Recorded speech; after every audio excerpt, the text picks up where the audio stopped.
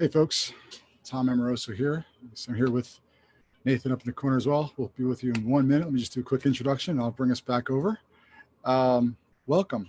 I had to play that. That was a great clip from the highlights of 2019 last year. I think our flight for the group of us that were heading out from Ohio would have landed about 20 minutes ago in Vegas. So, yeah, we're here. Well, I'm in Ohio at least. I'm here in my gear room still. Good afternoon, good evening, good morning to everybody. I'm Tom Amoroso again. It's Wednesday, July 29th, and we're here for our third night of the virtual CombatCon preview week content. We've been having some great fun so far this week. I hope you have had a chance to look at the videos. If you haven't, they're up on the Facebook page. You can go back and review them, or if you want to watch them again, there was some awesome stuff in the last couple of days, and we've only got more stuff tonight, tomorrow night, and then of course opening ceremonies on Friday right back here on the Facebook page. Again, I will always do this. I want to thank the CombatCon officers and leadership team for enabling this free content for me and for all of us here.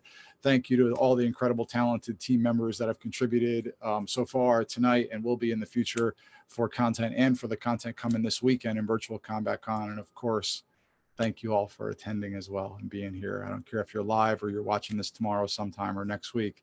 Thank you for tuning in. Quick reminder that the full schedule for the rest of this week and this weekend is up on the combatcon.com Facebook page. The link is in this post as well as the others from earlier this week. So take a look at that and please go there. That'll also be the way you can register for classes for this weekend.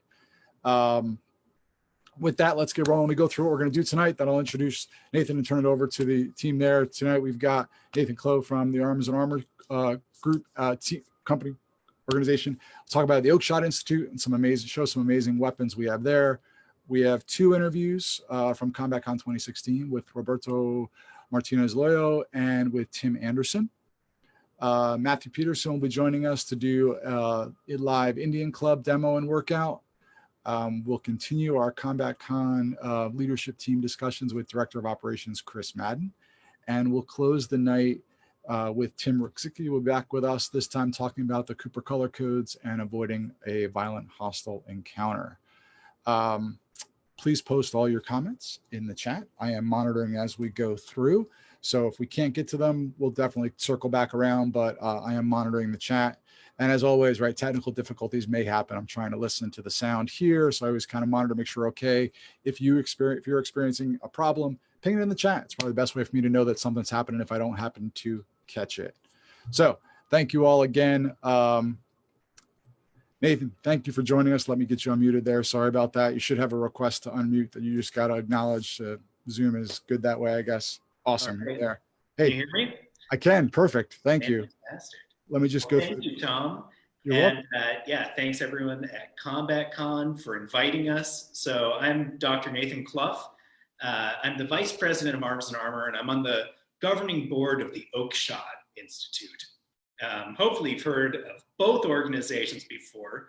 They're deeply interconnected, and before I get into showing you some really awesome swords that Ewart Oakshot collected over his life, I just want to tell you kind of our little origin story here. So Arms and Armor has been making historical reproductions of actual weapons since about 1981. 1982, we incorporated. Not me, I was 4, right? So I joined the company 5 or 6 years ago. My business partner, Chris Poor, started it. And back in the early 80s, you know, Chris was a guy who liked armor and swords.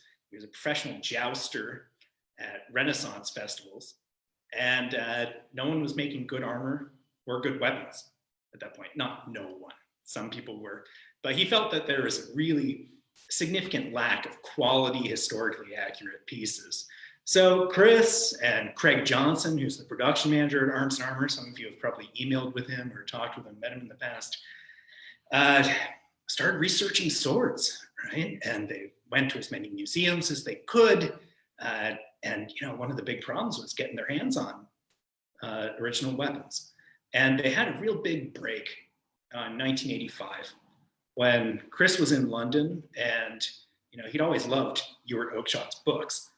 And he just went up and knocked on Oakshot's door. And you know, Ewart was this little old man who was probably pushing 80 at that point, and Ewart let him in, and they became fast friends. Right? Ewart introduced Chris to his whole generation of curators throughout Europe, at all these different museums that had collections of these weapons. And eventually, in, God, I guess it was 2000, maybe 1999, something like that. Ewart and Chris were sitting in Ewart's sitting room, and as all great things begin, it involved fine brandy and cigars. And Ewart was talking about how he just didn't want his collection to get blown to the four corners of the earth after he died. He didn't want it all to get sold off. And there weren't a lot of museums that would be able to guarantee that they could take his collection, but continue his mission, which was not just to have swords behind glass, but to let people actually touch them, right? Ewart was a strong believer in the power of kind of tactile senses, right? He said, you can't understand a sword unless you hold it. And so that evening over brandy and cigars, Ewart and his wife Sybil and Chris Pord from Arms and Armor created the concept of the Oakeshott Institute. Right? So the Oakeshott Institute is a 501c3 nonprofit educational foundation.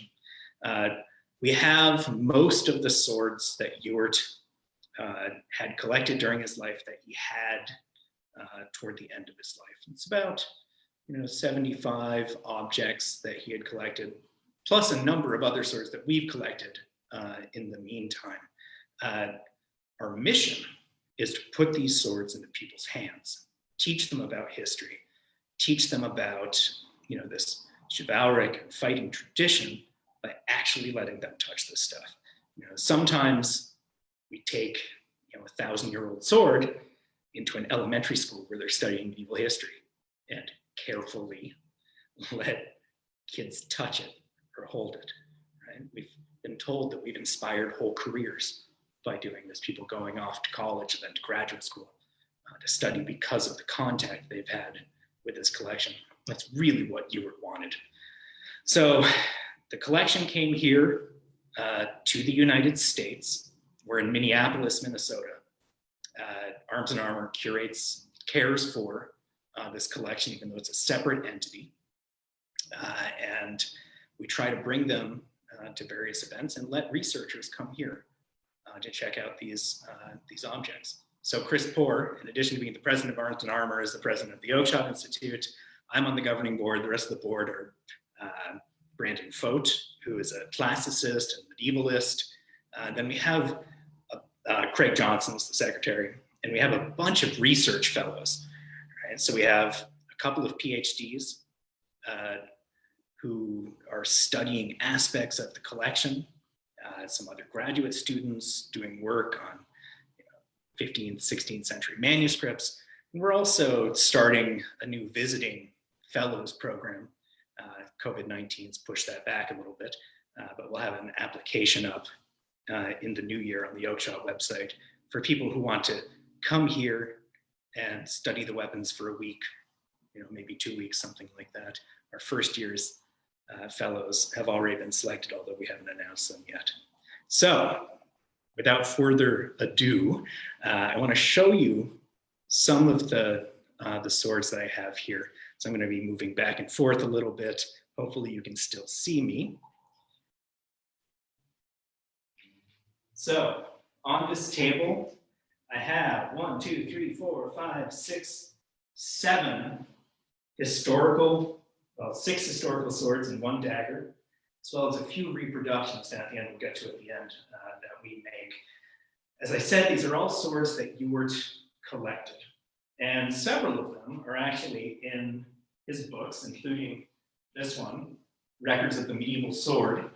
Right? This is an important book that many of us sword folks have salivated over the years. And I have to say, there's nothing more satisfying than looking at the picture in the book while I'm also holding the exact sword in my hand and studying it. So I have these chronologically here.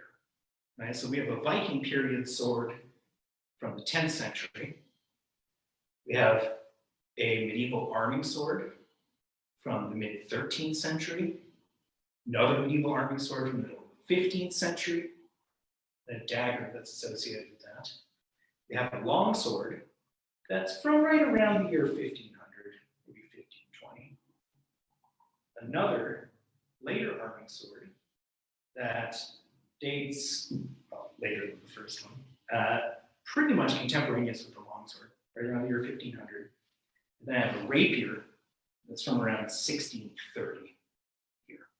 And I've selected these because really they give us 750 years of history of the evolution of the European sword.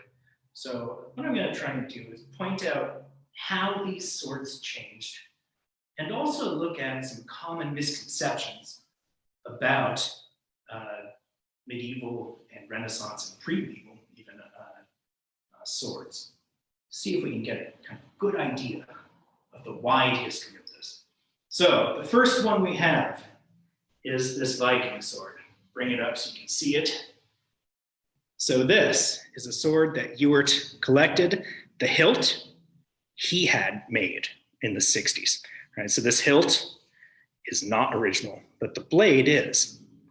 It's a river find. I believe it came out of the Thames, but alas, many of these things no one really wrote down where they came from. One of the really interesting things about this sword is that you can see the composition of it. So I'm going to hold it up here, and I think you can see the texture here within the fuller, which is the groove down the center of the blade, not a blood groove, right? That doesn't really exist. It's a fuller. And these swords were constructed in a really complex manner, right? So that pattern you see is the result of what's called pattern welding. And essentially, many of these early swords were created with an iron core. So you take several iron wires, braid them together, and then weld them into a thin bar. Right? And that's this central core. And then you take a piece of steel and weld it all around the edge. Right? So this is what we call a composite blade, right? A blade made of many different steels. This is what Japanese swords are famous for. Right? They have all these different kinds of steels in them. Well, Viking swords also had this characteristic, and they're doing it for a similar reason to what the Japanese were. It's because steel was really expensive and it was hard to make. Right? The iron was relatively cheaper, and you could put these together and save on steel. Right? It also created some beautiful patterns. So if you're reading the sagas, right, sometimes they'll talk about how Hrunting or something, right, had a flame blade or a serpent blade. This is probably what they were talking about, the pattern welding inside of this. Now, these Viking swords, right, in popular culture are often represented as big, heavy things, right? Nothing could be further from the truth. These are lightweight, elegant weapons. This blade itself, the blade weighs maybe a touch over a pound, right? It's a fast, lightweight weapon. So with the hilt, be about 2 pounds. Right? This is the lightest sword that I have on the table, and it's the earliest. Right? These are extremely elegant weapons. You can see how thin that blade is as we get out here to the spatulate point on it. Right, so that is a Viking sword. This was cleaned by electrolysis at some point. So right here, they left a section with its original patina from when it came out of the river. You can see that it's kind of corroded and rusty right there. So the electrolysis just popped the corrosion off of it. So I'm going to grab the next one.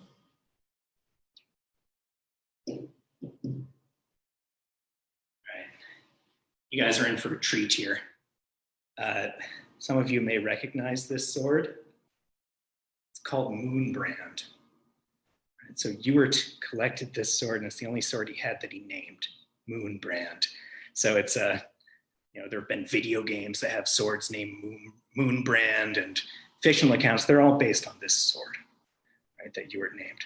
So this is a classic Type 14 knightly arming sword, and it was probably made around the year 1270 to 1300.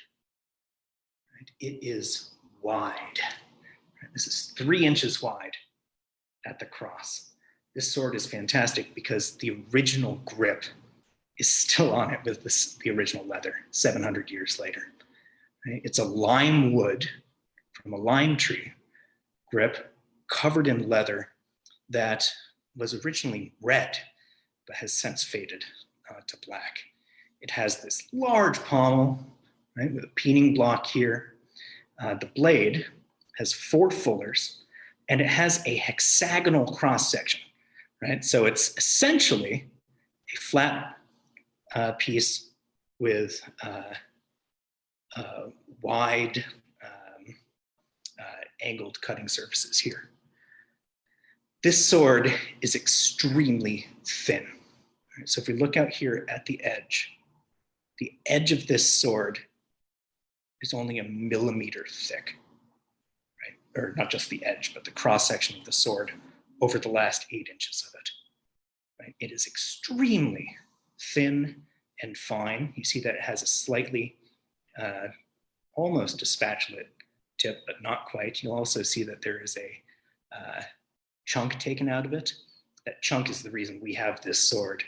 Right? So it came to auction in 1946, and Ewart heard about it. He really wanted to buy it, but Sir Edmund Burrell also really wanted it. And so Edmund Burrell went to the auction, and he was going to buy it, but then he just couldn't get over that little chip in the point. So he didn't buy it. Actually, someone else did, a friend of Ewart's, and then a few years later, when Ewart's friend died, Ewart bought it from his estate, and he owned it his whole life. One of the interesting things about this sword is that the pommel's massive.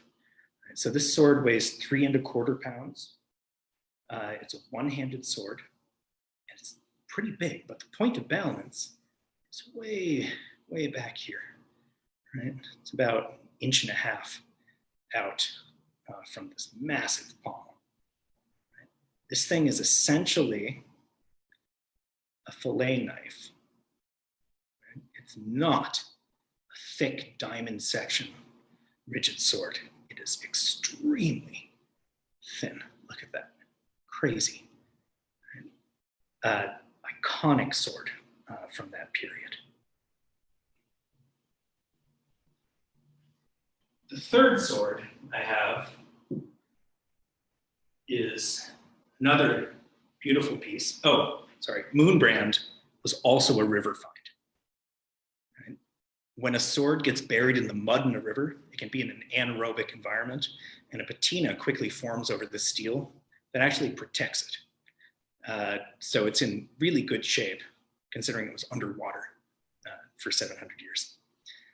This sword that I'm showing you now, it's one that Oakeshott acquired that is really from around 1450 or so. Right? The blade is maybe a little bit earlier, and the hilt is probably just a little bit later than that. It seems to have been rehilted sometime in its working life.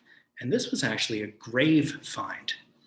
So this blade came out of a knight's tomb in southern France during the late 19th century, allegedly during an artillery barrage in one of the fairly frequent late 19th century wars in continental Europe. It was uncovered, apparently, when a cannonball hit the tomb, and it was recovered. You can see here that the grip is done in what's called the Venetian style, which is this wire wrap. And the guard and the pommel are of iron that's been silver plated, right? Which was an expensive thing to do. This was definitely a relatively high prestige sword. You can see that it's hollow ground. So it has this thick central ridge that runs all the way down it. This sword too is very fine out toward the point. Right? So this one out at the point is 1.5 millimeters thick. It is also beautiful in the hand. Right? It is light and fast, despite being, you can see, quite a long sword. Right? The blade of this one is 35.5 inches, right? So essentially a yard-long blade on a single-handed sword. Now, in association with this, in the same tomb, we had this little guy, right? This really cool rondel stiletto, which is essentially a diamond section stabbing blade. It's highly ornate. If you look there, it has a gem inset, probably amber, it looks like. It could potentially be carnelian or something like that, right? But it was clearly the little sidearm of the knight who was buried there, and dates from the same period, right? Essentially the middle of the 15th century towards, maybe 1475, something like that. The next sword I have is a longsword, which I know a lot of you are longsword enthusiasts. Right? So this is what we call the Schloss Erbach longsword. So this particular sword came out of the armory at Erbach Palace in Germany. And if you ever watched, what is that one? Like Upstairs, Downstairs, or any of the Downton Abbey, right? Any of these shows about aristocrats at the end of the 19th and beginning of the 20th century, you know that they went from being rich to being poor. And so one thing that many of these nobles did was sell off parts of their armories in order to, finance keeping their buildings. It's likely that this one was sold for the same reason. This sword's in great shape. Check out the blade here, right? It has minimal corrosion on it.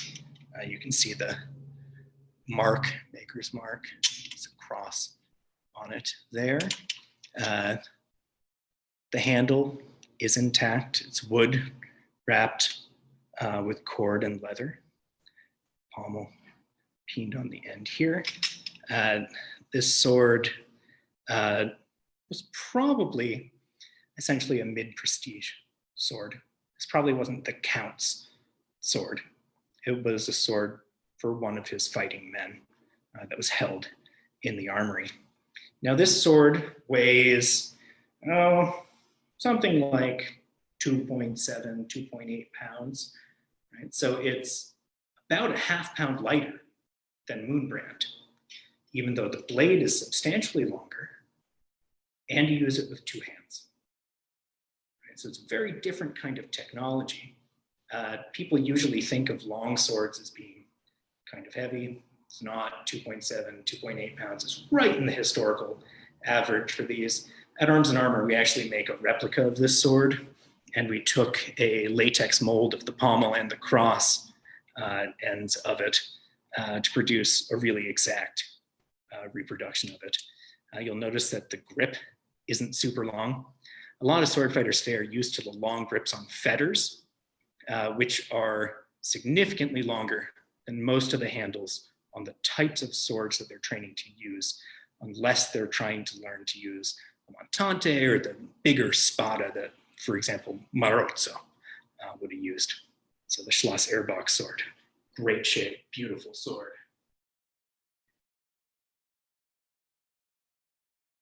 Next, we have an Italian arming sword that has the beginnings of a complex hilt. It has this big globose pommel with oyster, or not oyster, scallop shell imagery on it, ornate quillen ends, and this knuckle guard, right, that protects your hand. This is the beginning of the transition away from wearing armor on your hands to sword fight and towards building armor on the hilt of the sword. Right? So this guy weighs almost exactly the same as the Schloss Erbach sword, right? 2.7 pounds. The blade is almost the same length. It's about an inch shorter. The pommel, though, is quite massive. Right? It's a big pommel. This grip was added at some later point, probably during the Victorian period. This actually has a stamp on it that says 1800. That's not the year the sword was made. That's a museum stamp. So the Victorians love to just stamp numbers onto antiquities when they put them into museums. Right? So this sword is actually one that we're planning a replica of. We've molded the pommel and the cross, and we're just finishing getting the blade geometry on this right. This blade has a hexagonal section, like Moonbrand, but with a ricasso up here and 3 fullers. And so it's a little bit of a complex form. It's probably, Oakeshott would call it a type 19 blade, probably. The last historical sword I want to show you is a rapier. And so this rapier, beautiful piercing work. So that's all hand filed piercing work on it. Has a ricasso in there with a maker's mark, which we're not exactly sure what it is. This sword, 20-sided faceted pommel that is silvered, right? So it was a high prestige piece, is gigantic.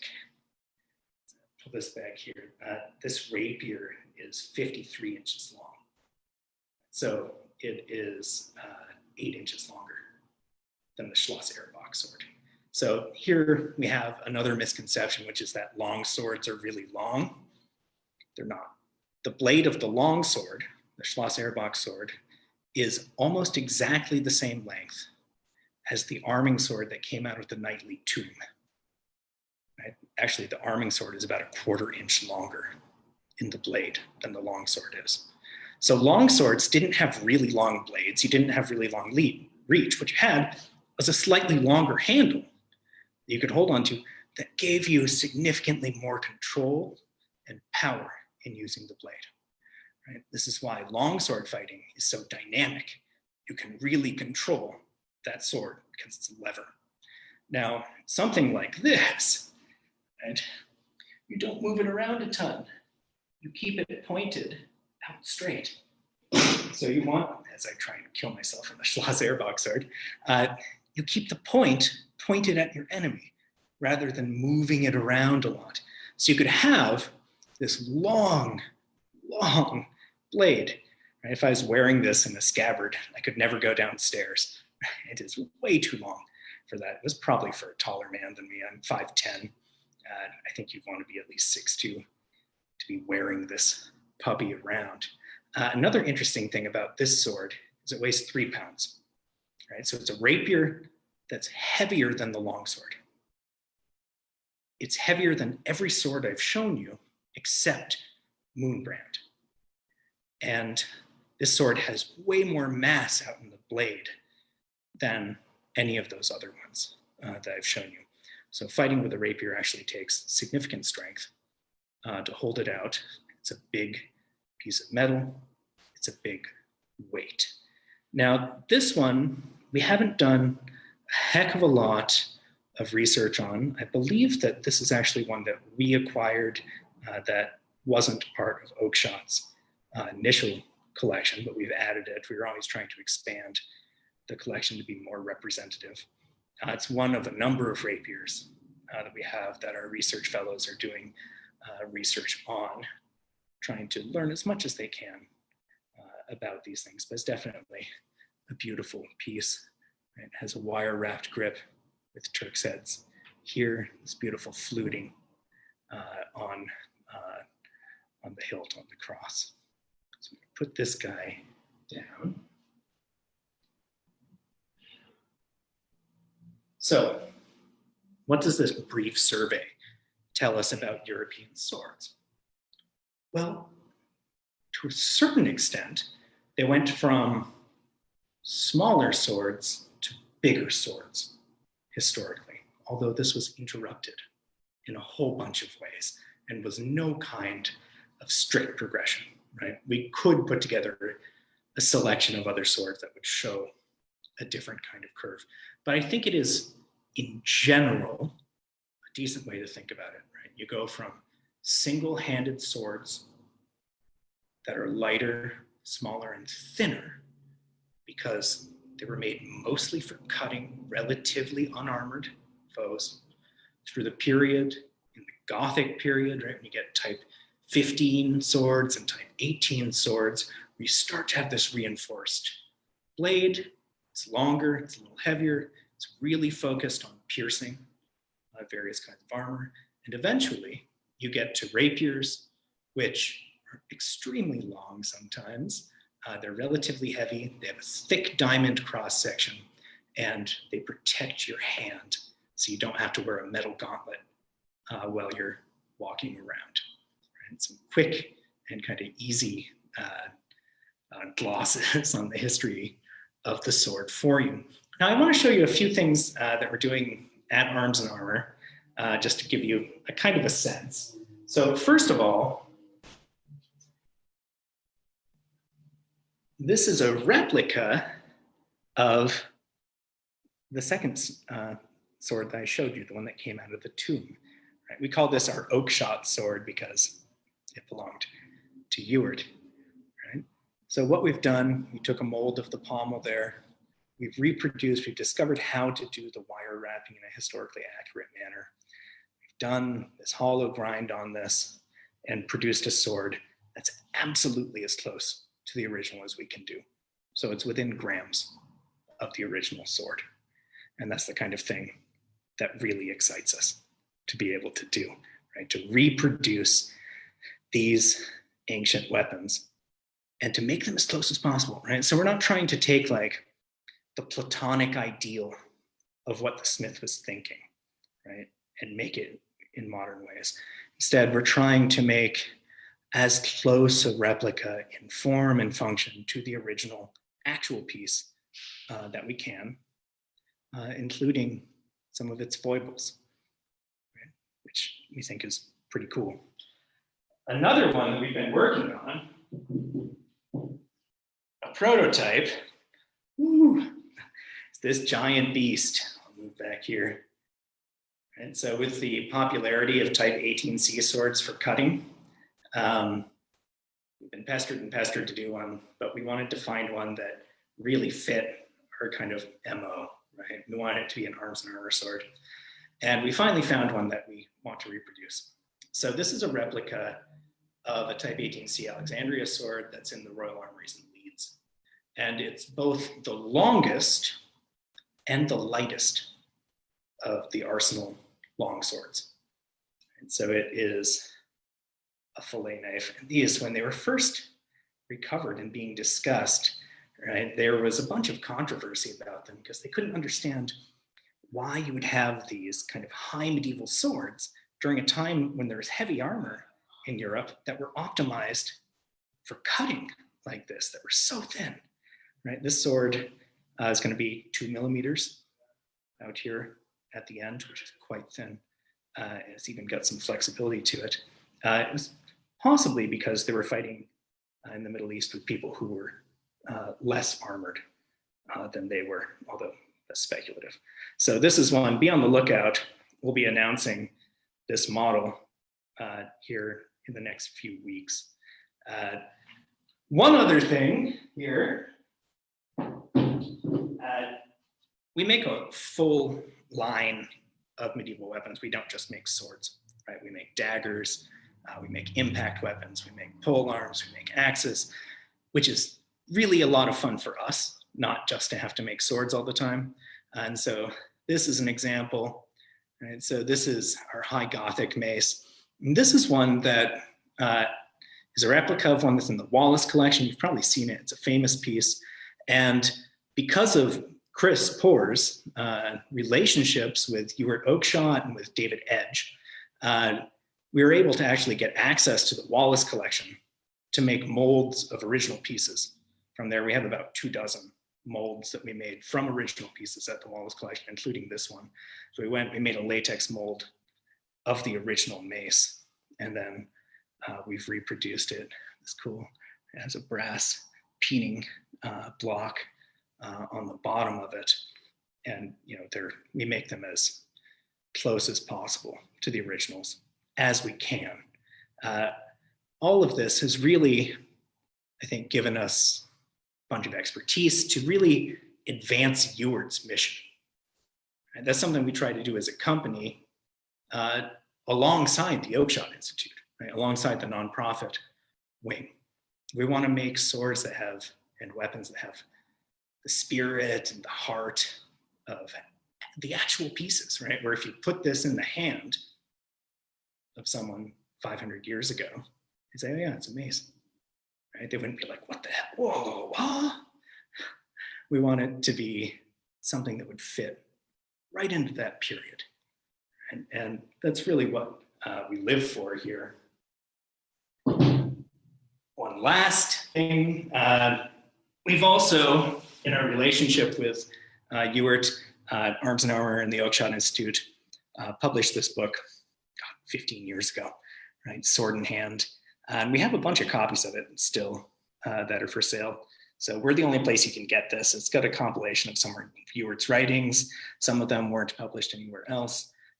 All of these swords, right? Those two swords, you may recognize them from today's presentation. So contact us if you want one of these. It's a pretty good resource. All right, I think that's all I've got for right now. And thank you, Tom. Thank you, everyone at CombatCon, and I'll turn it over to you. I wish we had enough time. You can go through the entire collection. I had a smile on my face the entire time listening to it. Well, maybe next year you'll be able to hold them. That'll be good. I would love. I know we tried at one point and it didn't work out. I find myself in Minnesota every once in a while, so I hope we can get over there. That's just truly amazing stuff. Thank you so much. Oh, you're welcome. Appreciate it. Cool.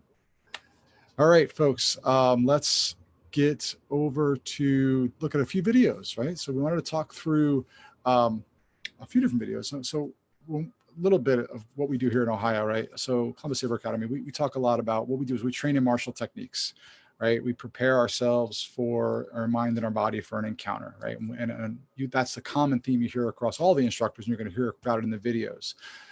The application of those techniques is where the variety lies. And that's kind of the cool part of it, right? You can apply techniques that you learn to tournaments. You can apply it to personal growth, for protection purposes, or for storytelling, whether that's on paper, on film, or on a stage. And the really cool and great thing about CombatCon is that all of that is offered in one location, right? In over one weekend. Now, hopefully, maybe we'll keep pushing the guys and the team and see if we can get more than days we have. I don't know, but we'll try. We're going to highlight two instructors tonight that move between those applications, and they talk through that in their videos a bit. The first is from Roberto Martinez Loyo, and the second is from Tim Anderson. So let me load this up real quick for us, and we'll go through those, and we'll come back in about a moment or so. So give me 1 sec. Cancel that, reload this.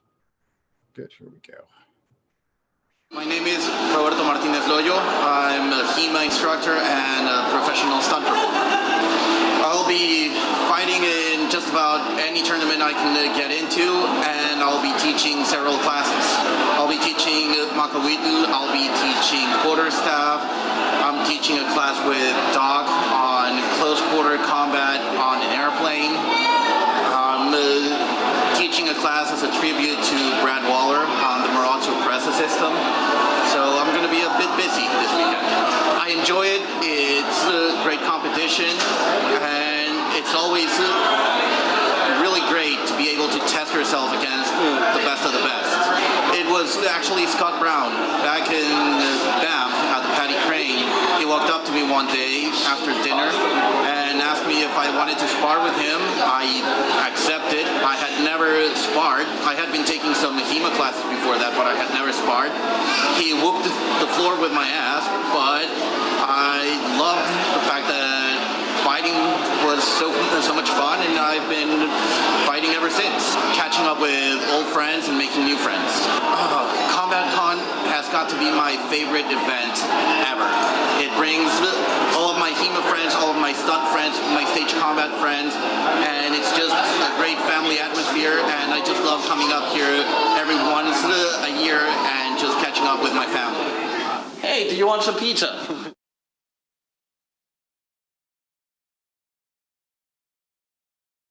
Cool. Good stuff.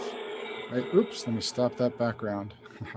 Good stuff. So again, all these videos are up on the CombatCon YouTube channel. So if you ever want to watch them again, go there. We'll also be posting these entire nights up on the YouTube channel, probably toward the end of the week after we get through the weekend. We'll publish these all on the CombatCon page.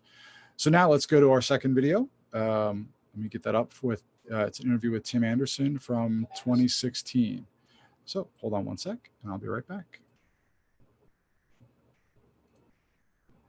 Tim Anderson, I'm from Lynchburg, Virginia. This is my 5th CombatCon. I've been with, since ISMAC, I've come up quite a bit. A buddy of mine, Steve Huff, got me there about 10 or 11 years ago. And most of my background I teach knife. I've been doing that for about 22, 23 years. And some of the earlier JKD stuff I did, and a mock, which is the knife stuff I do with Professor Tom Sodas. And that's pretty much as far as teaching and stuff. I've enjoyed myself. It's a great event. I always recommend it to everybody. You've got guys that have been in the industry for years, passing on knowledge, teaching, and helping you do it the right way instead of just trying to grab a dollar, if that makes sense. I mean, these guys are very honest at what they do. Different, diverse backgrounds. And I've noticed, too, with some of the weapons, like longsword, rapiers and stuff like that, you get a different interpretation, I guess that's a good word to use, from different instructors. You've got some guys that teach some great stuff here. Some people train just to learn how to do things in case something happens. But in that true aspect, they still develop, that sense of confidence that they can defend themselves. It's a broad list when it comes to martial arts. Oh, knife? It's the great equalizer. I don't care what anybody says.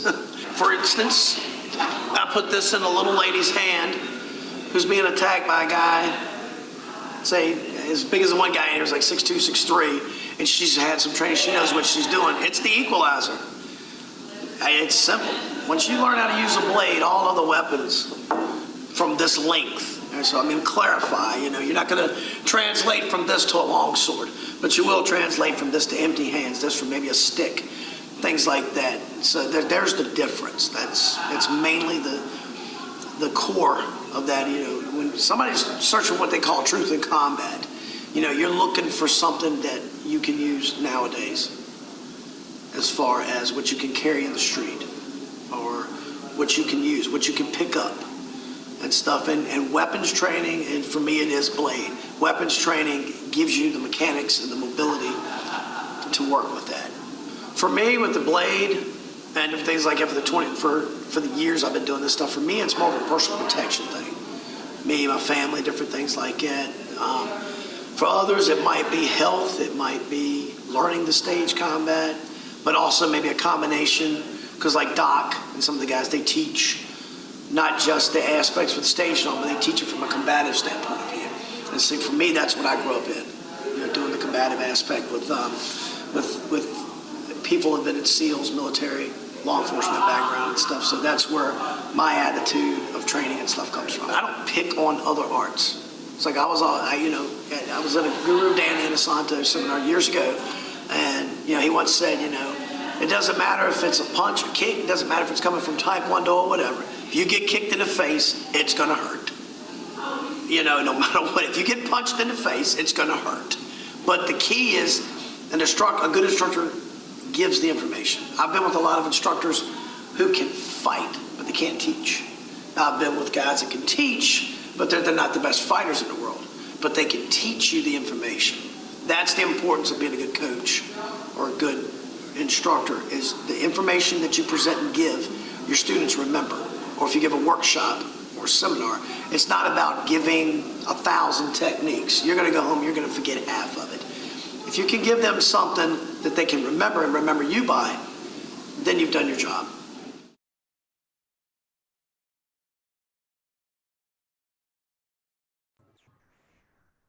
Cool. Thank you, guys. And again, if you want to see any of these videos, please check out the CombatCon YouTube channel. We're going to show a couple more tomorrow. as we go through. Matt, thanks for joining. Let me unmute you here. Sorry about that. You get the request now. Cool. Thanks for joining us. I really appreciate it. Happy to be here.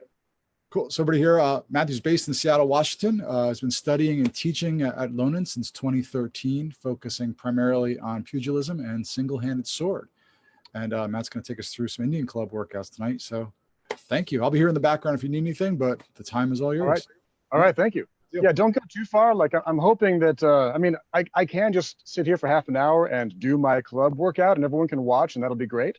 But I'm hoping someone's gonna have some questions at some point. So please, out there in the audience, if you want something explained in a little more detail, let me know and Tom will get that information to me. Thank you. Will do. Just want to start by going through the equipment a little bit. You'll hear me talk about light clubs and heavy clubs tonight. Generally speaking, both the clubs themselves and the exercises are divided into those two broad categories. Light clubs, like this one here, I count as anywhere from about ½ pound up to about 3 pounds.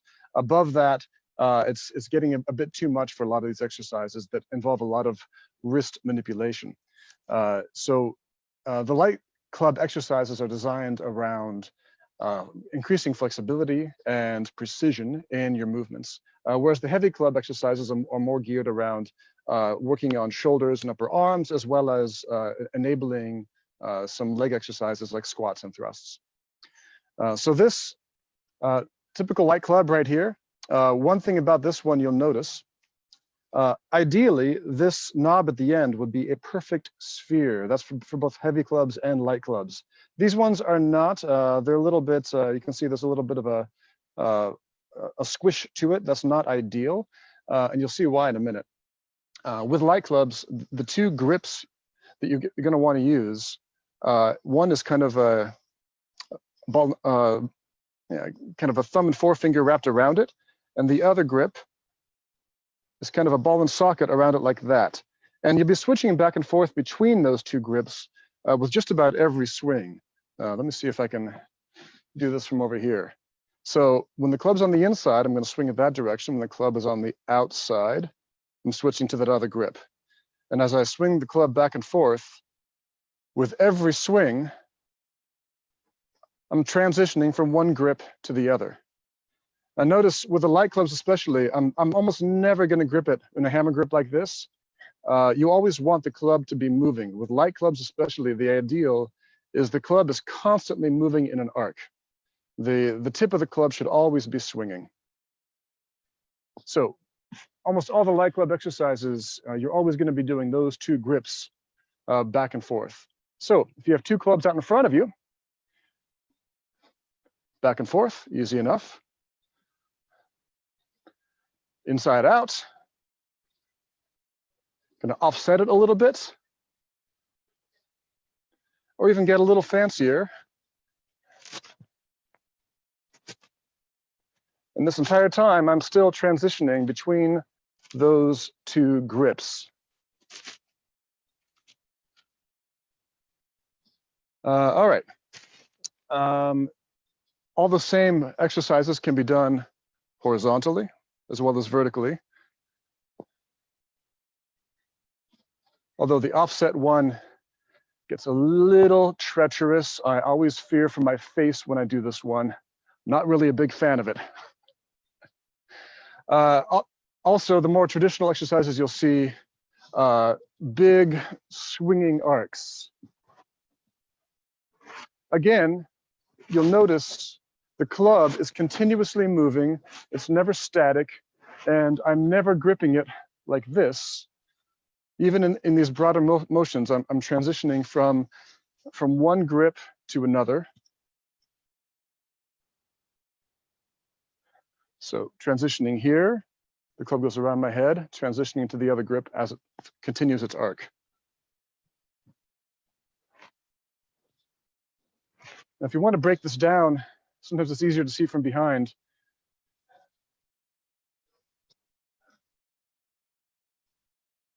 When you go slower, it's a little harder to see the smoothness. But that's the basic motion right there. There's a motion right about here where you open the chest up, let the club keep swinging, but open the chest up and get the club on that new line out to here. That same exercise, like almost everything else, can be offset. So rather than start from the same, I'm going to start over here and do the same exercise a little bit offset. And I want to zoom, sorry, I want to get down here a little bit. There we go, that should do it. At the same time, you can add a third element behind the back.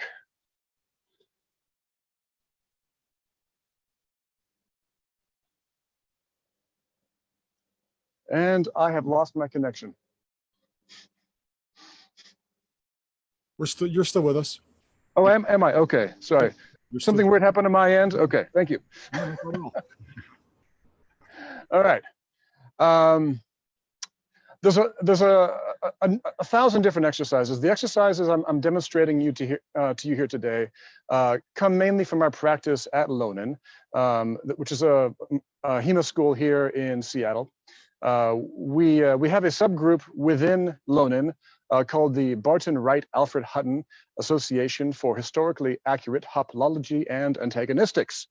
It's a bit of a mouthful, but when you spell out the acronym, it's BWAHAHA, which is kind of amazing, and we love it. BWAHAHA has been doing club exercises since before my time. I've been around about 7 years, and it's been part of our regular routine. So we do it as conditioning and a warm-up, and a way to just get everyone on the same page before more martial instruction. All right.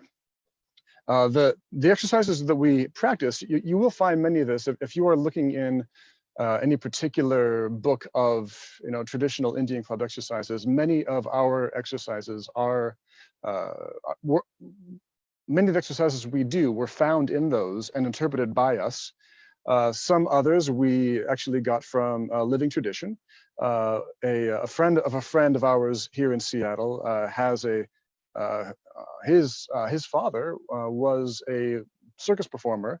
Well, he is as well, but way back in the day, when Indian clubs were still a popular pursuit in the country. And he taught us a number of things, including this one, which I have not yet seen in any book. So this one's called the snake.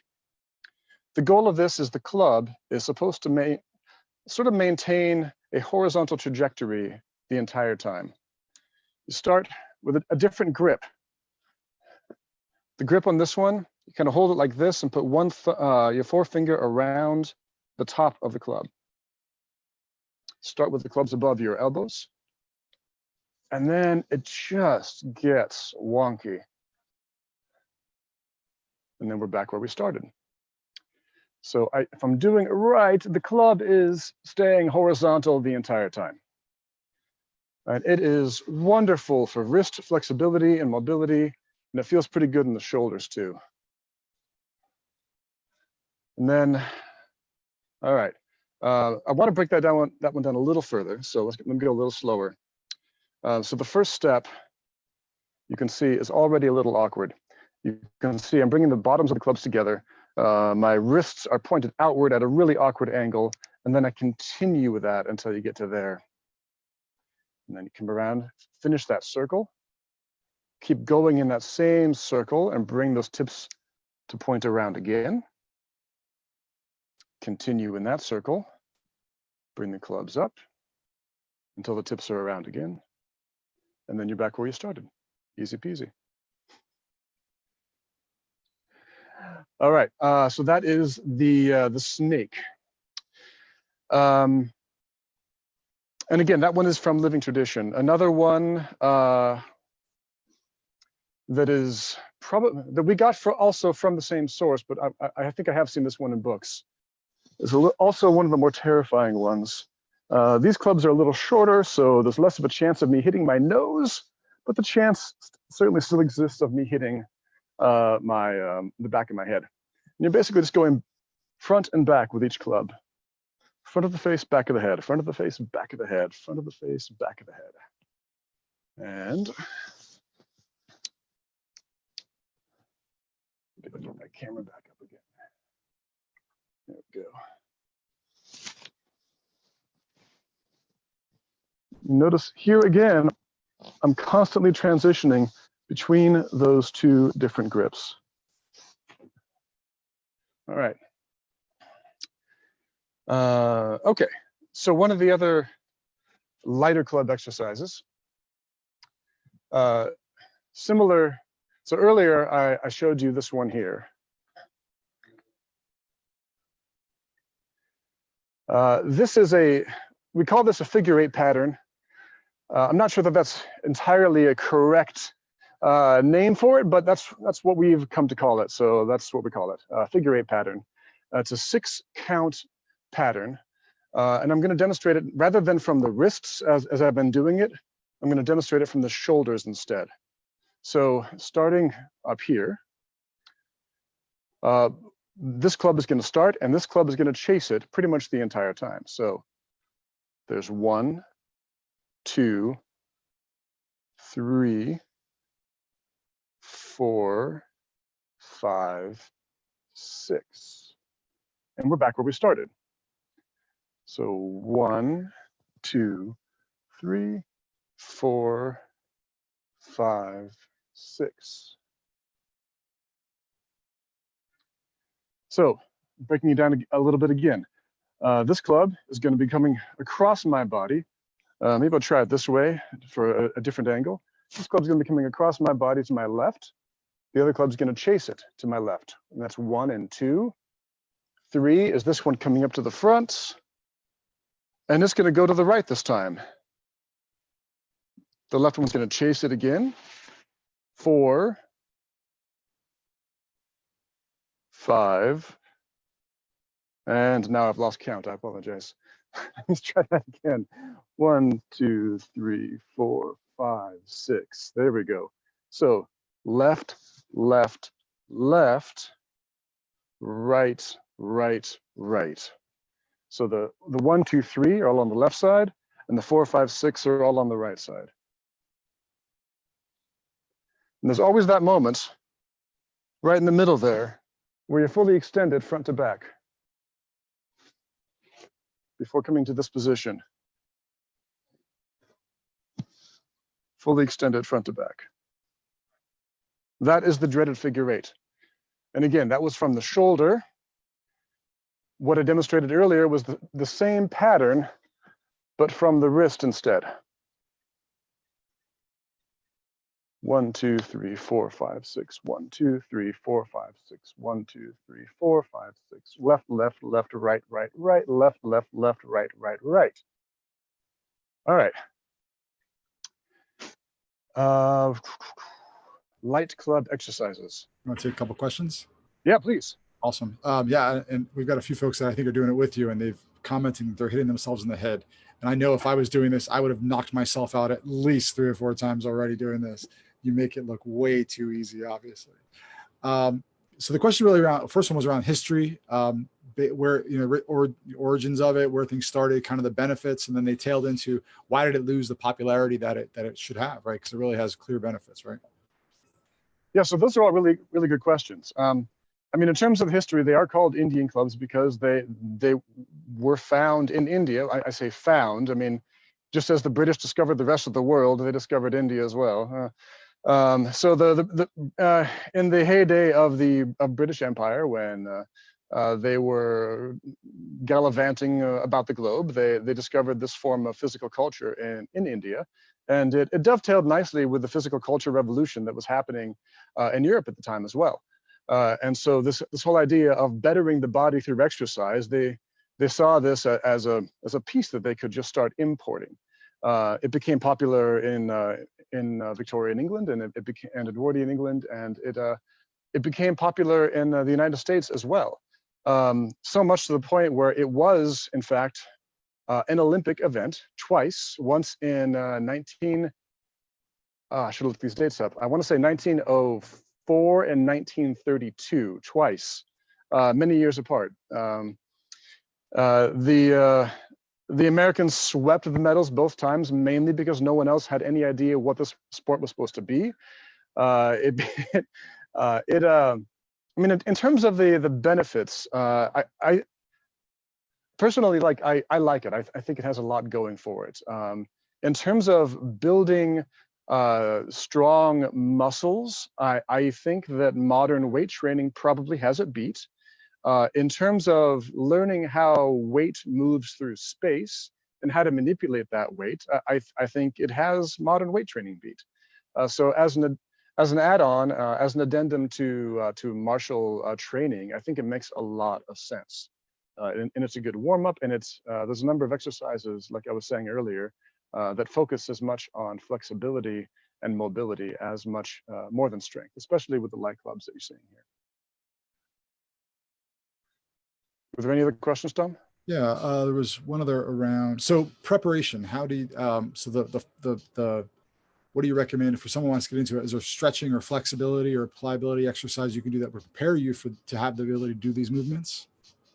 Or is it really just doing this is what helps doing this? You know, yeah, I think it's a case of doing this helps doing this. I would say start with, if you're going to get into it, start with lighter clubs.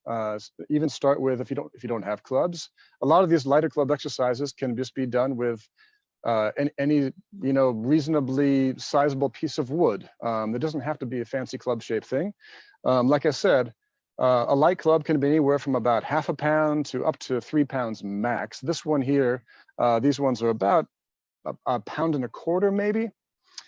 Usually I prefer like 1.5 to 2 pounds for light clubs. But these are the ones I happen to have at home today. So there you go. But if you just have, if you just have a couple of sticks from your shop, or a couple pieces of bamboo just to get the motions down, start with the motions and get the weight later. And that's one thing we always have to really push hard in our club, is when we have new people coming in and we're trying to train them how to do it properly. It's like, yeah, you might be you might be able to bench your own weight, you might be doing leg presses and curls all day long. Start with, even with the heavy clubs, when we get to the heavy clubs, start with like 5-pounders. These actions are different than you're used to. So give yourself a chance to learn the motions before you focus on building strength, because the motions are really what's important here. The weight of the clubs is really just a way to keep the motions going. Cool, thanks. Those were all the questions we had so far. If you wanted to keep going, didn't mean to interrupt you. But All right, cool, thank you. Yeah. All right, so I'm trying to think if there's any more light club exercises that I wanted to go over today. I don't think there were. I think that was it. So let me just transition into the heavy clubs. So heavy club, light club. You can see these are about the same length. Honestly, I think both of these are too short. I prefer both of them to be around 18 inches. These are closer to 15. This one's my bad. I made these myself, and they were actually a mistake, and I ended up making a lot shorter on this end because I had to salvage them somehow. Anyway, these are from Onnit's. These are the 10-pounders. They're pretty good. I like them a lot. One thing you'll notice, they do have that nice, perfect sphere on the end, which is great. So for heavy clubs, you will sometimes find yourself using a hammer grip more often than you will for light clubs, certainly. But just as often, you're going to be down in this grip, or kind of like this grip here. This is especially true when you're getting into the squatting swings that I'll demonstrate in a minute. But the idea here is I'm carrying as much of the weight as possible on that bone right there. So I've got that bone kind of tucked up underneath the ball. So when I swing it and squat it, I don't have to carry the entire weight of the club in my muscles. I can carry it in the bone. For me, a lot of the heavy club exercises especially are more about leg exercises than they are upper body exercises. There are some that are very specifically upper body exercises, but there's a mix. All right. So I'm going to demonstrate some of these with the 10-pounders. Get that camera down a little bit again. So first up, it's just a basic swing back and forth. And while you're swinging back and forth, also get some squats in. So as I go forward, I'm going to squat down. As I go back, I'm going to do a little bend forward at the waist or at the hips, not the waist. Yeah. So when they're out in front of me, I'm going to squat down, as deep as I'm comfortable with. Whether that's a little squat or no squat at all for you is fine. Start with what works. And then when they're behind you, just bend forward just a little bit from the side. So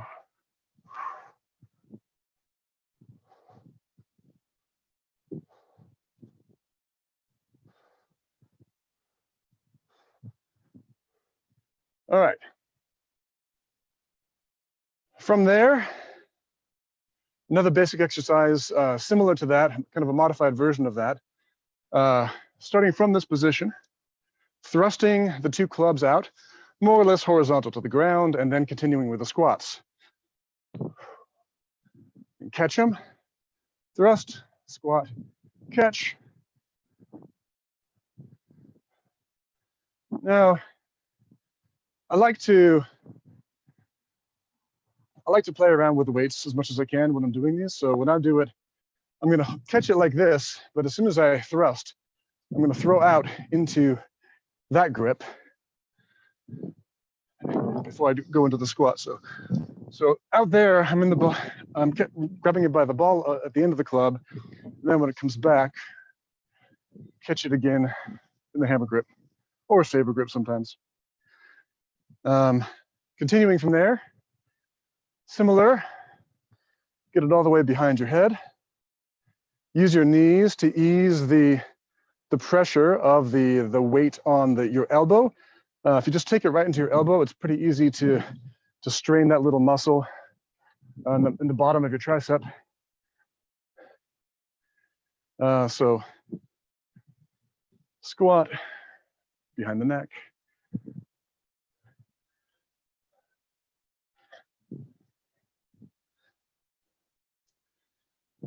And then lastly, straight up. So get a good squat in, get above your head, hold it straight up for a breath.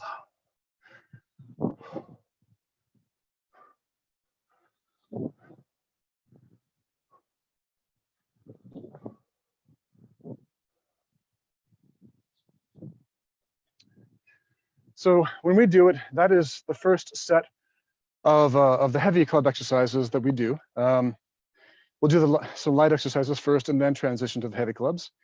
So those are the first four. Next, I think about which one I'm going to do next. All right. Going to a single club exercise. There's two versions of this. One, so thrust forward with a catch, throw it out as you step up. And again, I am thrusting forward with my opposite leg of where the club is.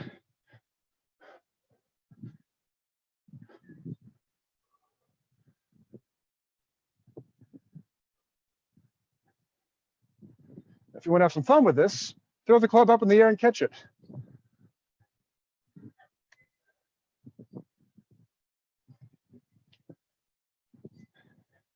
If you want more of a squat, my nice modified version of this is dropping into a one-legged squat. Instead,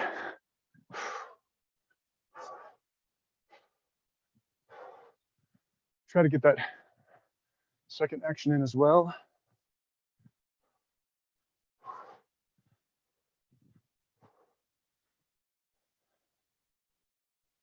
That burns your legs up pretty fast. That's a great one. Going back to a little more upper body.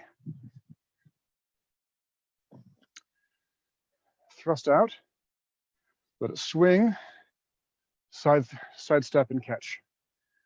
Thrust back, let it swing and catch. I should transition to my left arm so my left arm gets some of the exercise today.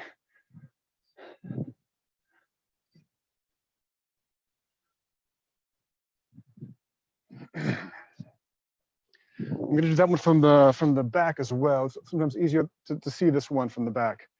So I'm thrusting out sideways, let it swing, step and catch. Thrusting to the right now as I step up and let it catch.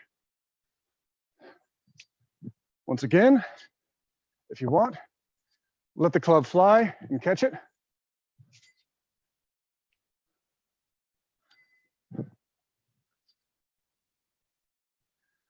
But don't feel like you have to. It's totally fine to hold on to the club the entire time.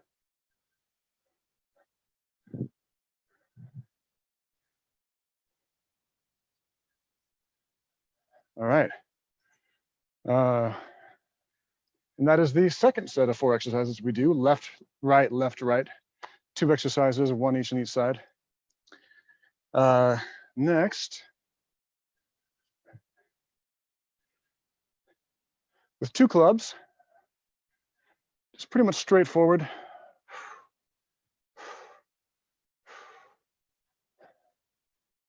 Get the shoulders, get the upper arms. Nothing fancy about this one. Then, over the head.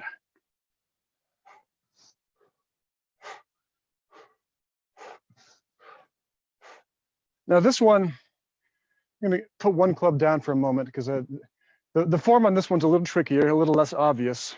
When I throw this club up, I'm not throwing it behind me. I'm gonna throw it actually out in front of me and up to the side. So I'm basically gonna throw it up here, more or less parallel to my body, and let it swing around me before I catch it. So if I turn this way, you'll be able to see, it's gonna be up here. This is where I'm throwing the club.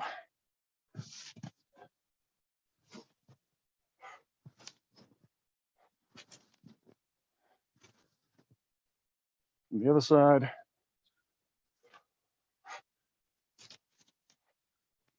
Now, if you start to get into, in addition to Indian clubs, we also have what are called gadas. They're heavier, longer. I don't have any here, so imagine, if you will, this is the 15-pounder. Imagine that this handle is another 2 feet long. So I've got this nice big one in front of me. Same thing as before. When I throw it, I'm gonna throw it out to the side and above me and let the weight carry that arc around behind me. I don't have to fight it at all. It's just gonna go where I want it.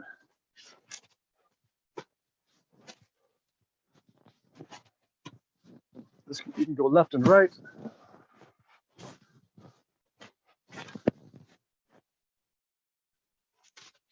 Let's see.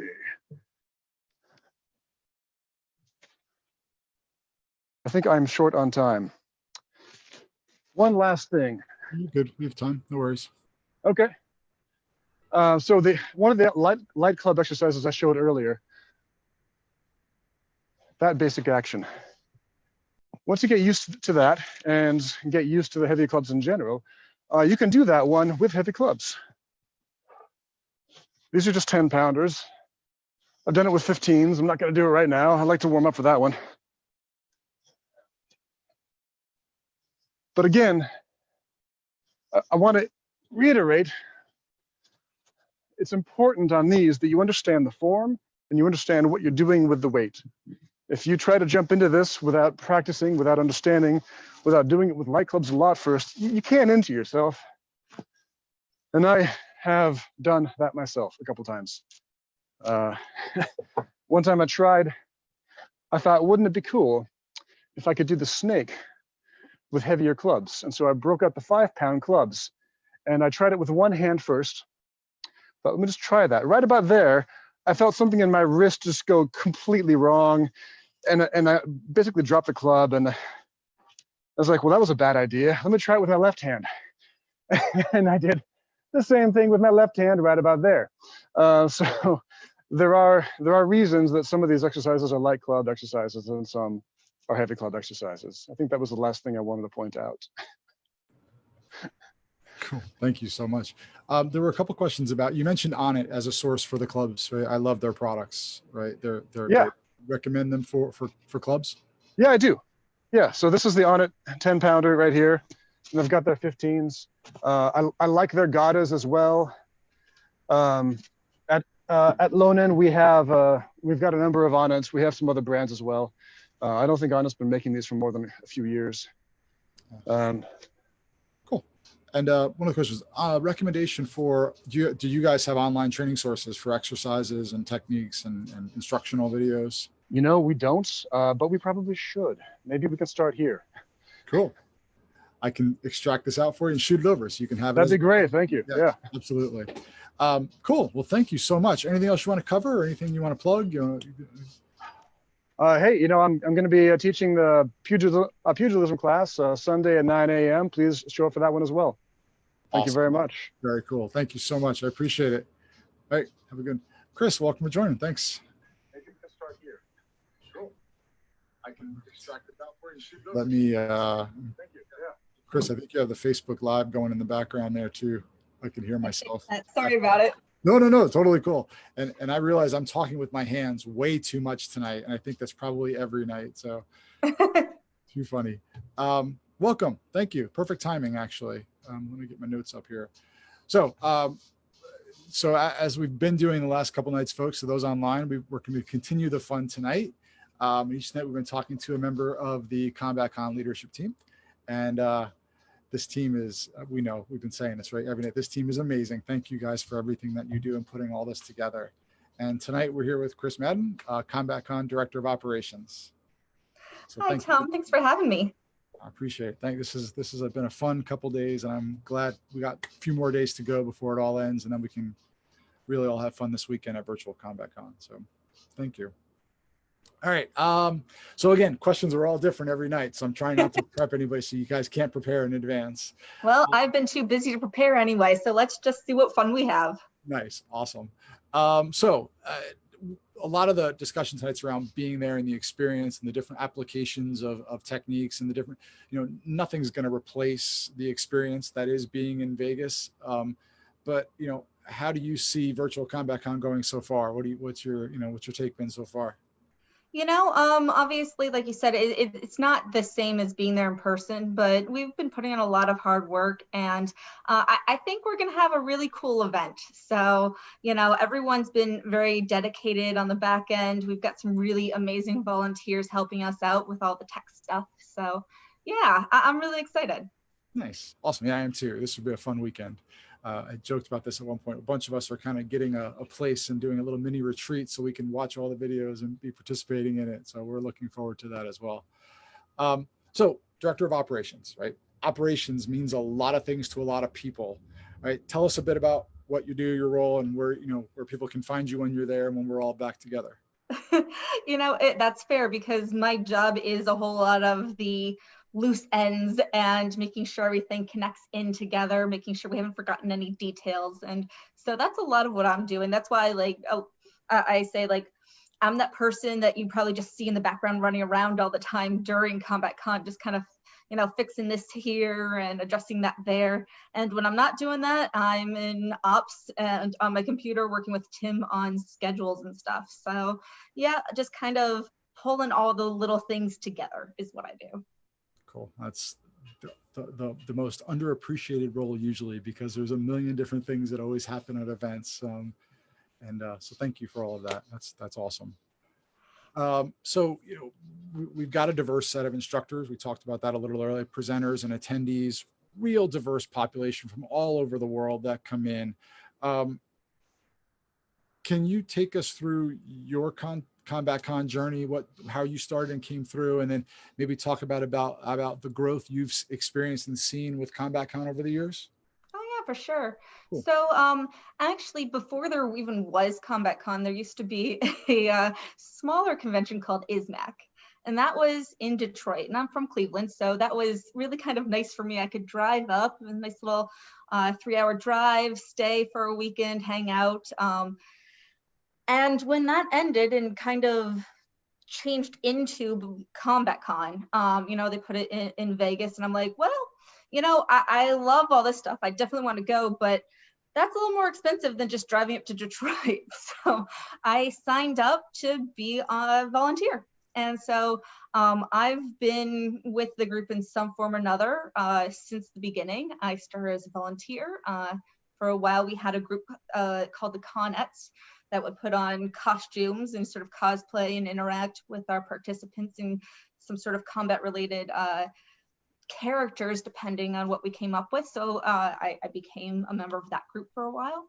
And then Tim and Jared approached me to be the VIP manager, which lasted about 2 or 3 months before the current volunteer coordinator had to bow out. And they're like, hey, I know it's not like, it's kind of short notice. Can you get, like maybe step into this role? And I'm like, I like organizing things, sure. So, and that lasted a year until they're like, you know, we really needed someone else to move up into this operations area. Do you think you can extend into that? And well, that's where I am today. Nice. Classic too. It sounds very, similar things we're hearing as we go through the nights. I'm glad we started the week off with Tim and Jared because it set a foundation for everybody to go after. So very, very cool. It's funny because when we were talking, we talked a lot about, feel good kind of stories, right? We stayed away from the war stories or the horror stories, right? But you probably got a few, right, in operations. So, Yeah. some juicy behind the scenes stories you can talk to, anything that come to mind you'd be comfortable sharing without maybe keeping the names anonymous, Oh, it does get a little hard to discuss there just because of certain incident management that we have to do. But, we definitely do prefer those happier stories where in the background we're planning with people to put on a wedding or, that's awesome. I stuff didn't like know that. Yeah. So, we get the fun stuff in the back end as well. Have you had a wedding there? I didn't know. Actually didn't know Yeah, that. we had a wedding one year. Awesome. My wife was a wedding planner in Manhattan for 10 years. So I always used to be her assistant at a wedding. So I know what that alone could be and what that alone takes up. Imagine layering that into a massive convention like this. Full props. So it's a lot of things to do. And you can't get many things that are happier than a wedding. So it's pretty good. Yeah, it's fun to have stuff like that approach us and be like, hey, could we? And we're like, ooh, what can we do with that? Cool. So the attendees that we have always kind of do help shape the content year over year, right? We always solicit, or you guys solicited, and we've always responded to feedback and what could be done better. Can you talk a bit about some of the changes and evolution you've seen as a result of that feedback? Oh yeah, for sure. So that questionnaire we give out every year is really important to us because we want it to make it a better experience. And because of that, we have worked as hard as possible to work on that food and beverage situation, which I know everyone knows how painful that is. But we've got some a little bit better worked out for next year. People have asked, well, can we have some people do classes outside of the normal lineup? So that's how we started doing some sort of mini classes for a while there. And it's hard to remember just because so much of what we do now actually did start as a suggestion. So yeah, it's really good information. Cool. Anything, so if we we've done the fast forward question a few times, right? And I like that because it really does, you guys are always thinking of new and exciting things to add, and I'm sure you're getting barraged with a ton of ideas from everybody out there, right? Where do you see some of the future going? Where would you want to see some of the future going for CombatCon? Well, one of the things that I really want to focus on for next year is tying in some of those aspects that aren't part of the normal programming. So, we've tried before, to maybe put together a scavenger hunt, or perhaps the Bring Your Own Film Festival feels like it's just tacked on. I want to focus on kind of making everything else feel like it's all big part of the family. So that's where I'm hoping to, put in some time and lead us so that we have that full everything experience, just taking you from one class into this side thing into the family fun stuff that we do. And so yeah. Cool. I know last year you had the swap meet, or that kind of personal, there was a time on Sunday, I think it was, when everyone could say, I'm selling this gear, I'm buying this Yep. gear. And that was really fun. It was actually really nice because everybody always is upgrading and trading, and what's old for one person is certainly new for somebody else. So that was a great add-on last year, I thought. And I think that came from one of our suggestions. Cool. Nice. So, keep that in mind, folks that are out there, right? We all as attendees and everything help shape what comes next. And that's kind of really cool. It makes it a very personal experience. We've been closing with cliffhangers, right? So we've asked everybody, so tell me something that you would normally say, Well, that's a story for another time, right? Kind of give us a little bit of a teaser. That's something we could kind of always kind of tell. You know, Jared mentioned In-N-Out Burger, and I'm going to ask him about that next time he comes out here to Columbus. I know pescatarian In-N-Out Burger might not be the best fit, but there's more to that story than just that. That's the easy answer. Must be. But I don't know. I'll have to ask, see if I can get it out of him over a drink one night. Well, I am thinking I might have to have you follow up with me on that time that I did my very first stair fall at the very first CombatCon. Ooh, that is definitely one. Cool. Awesome. We've got a few more minutes if you want. What can you tell? If there are little opening ceremonies, would you mind? So what do we expect on Friday for opening ceremonies? What can everybody look forward to? Well, you guys can look forward to some of the videos that we've put together and letting you know exactly how you'll be able to access classes and who to contact if you have problems and all of that stuff. You know, we're hoping to have a new MC this year, so keep an eye out. And, you know, hopefully we'll be getting a little smoother with that too. Like I said, all those side things over time, definitely wanting to make opening ceremonies more of a big deal and feel less hodgepodgey. So I think this is going to be a good first step. Awesome. Very, very cool. Thank you so much. I love these things. So this is cool. We're probably a little bit ahead of schedule, and Tim's not on yet. So what I'll do, I think I'm going to throw it to another video of one of the interviews back in the days. Anything else you want to add? Anything you want to talk through? Yeah, you know, I didn't prepare questions. Put you on. Always got to turn that table a little bit and throw it around to people and see how. Well, I don't know. Have you told everyone about how you got involved with us? Oh my God. I haven't. Maybe. I don't know. Well, Jared and I go back a bit a ways, and I consider Jared one of my instructors, right? So every time I get back out to, I'm from New York originally. I'm in Ohio now. Every time I get back out there, I always try to get a night and have him beat me up a little bit and train a little bit with Jared. And if I ever have the chance, in a rare time, I can get out to the Martinez Academy and train there. That's just an amazing experience. But yeah, this would have been third year physically being out there, one of my fourth year for registering. I registered for 4 years ago and got really cold feet because I was going out by myself. I didn't know anybody. I wasn't a HEMA practitioner at the time, and I didn't have the gear and equipment, and I was really, really nervous. And Jared was just like, what are you nuts? Get out there, go have some fun, borrow my stuff, just have, you know, and I backed out at the last minute. And it's a regret, obviously. But then we were just committed. I was just committed. And I've got a bunch of guys here, and we had a small crew that went out and we fought in the TSL matches. And I fought my first team match a couple of years back. And then, you know, really the next year after that, it's almost was so much easier because then you relax, you know what to expect. And now that's what we were so looking forward to this year, obviously, because third year, we're totally relaxed. We're just going to have some fun and just, you know, do everything we can possibly do. So yeah, it's been a fun experience. Just right? Yeah, and you guys everybody's been so great, and it's just so helpful and everything. So I really appreciate everything you guys have done, and it's something we look forward to, and we kind of promote at the club here all the whole year, right? There's always a CombatCon postcard on the front table that we just always talk about. So the more people we can get out there, the better it is. Absolutely. Cool. And we appreciate everything you've done with joining our team this year. Thank you. Yeah, and this has been a great opportunity. So I always love that. I've been learning so much just listening to all the content that everybody's been providing. It's been awesome. So very cool. And I see Tim join us. Hey, Tim. Hello. Hey, Chris. Hey, Tim. Chris, thank you so much again. I really appreciate it. And I think we're going to talk later tonight anyway, so I'll talk to you then. All right. I will talk to you then. For everyone else, see you this weekend. Very cool. Thanks. And quick plug and a reminder before Tim starts, folks. The link for registering for this weekend and for all the class schedule is on this post, as well as the combatcon.com website. So, you know, do it, register. It's going to be a great weekend and be a lot of fun. Yep. Hope to see you guys there. Thanks.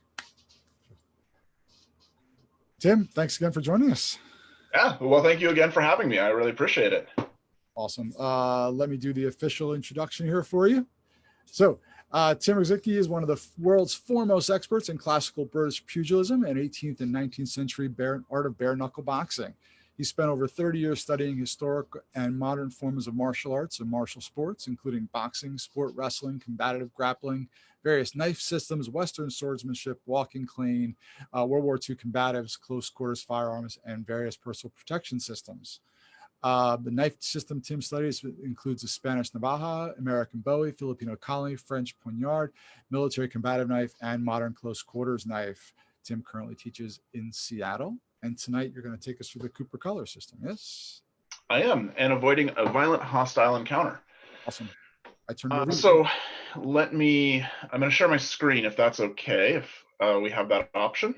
We do. Let me just make sure you can. Hold on one second. All participants, you should be good to go. Fantastic.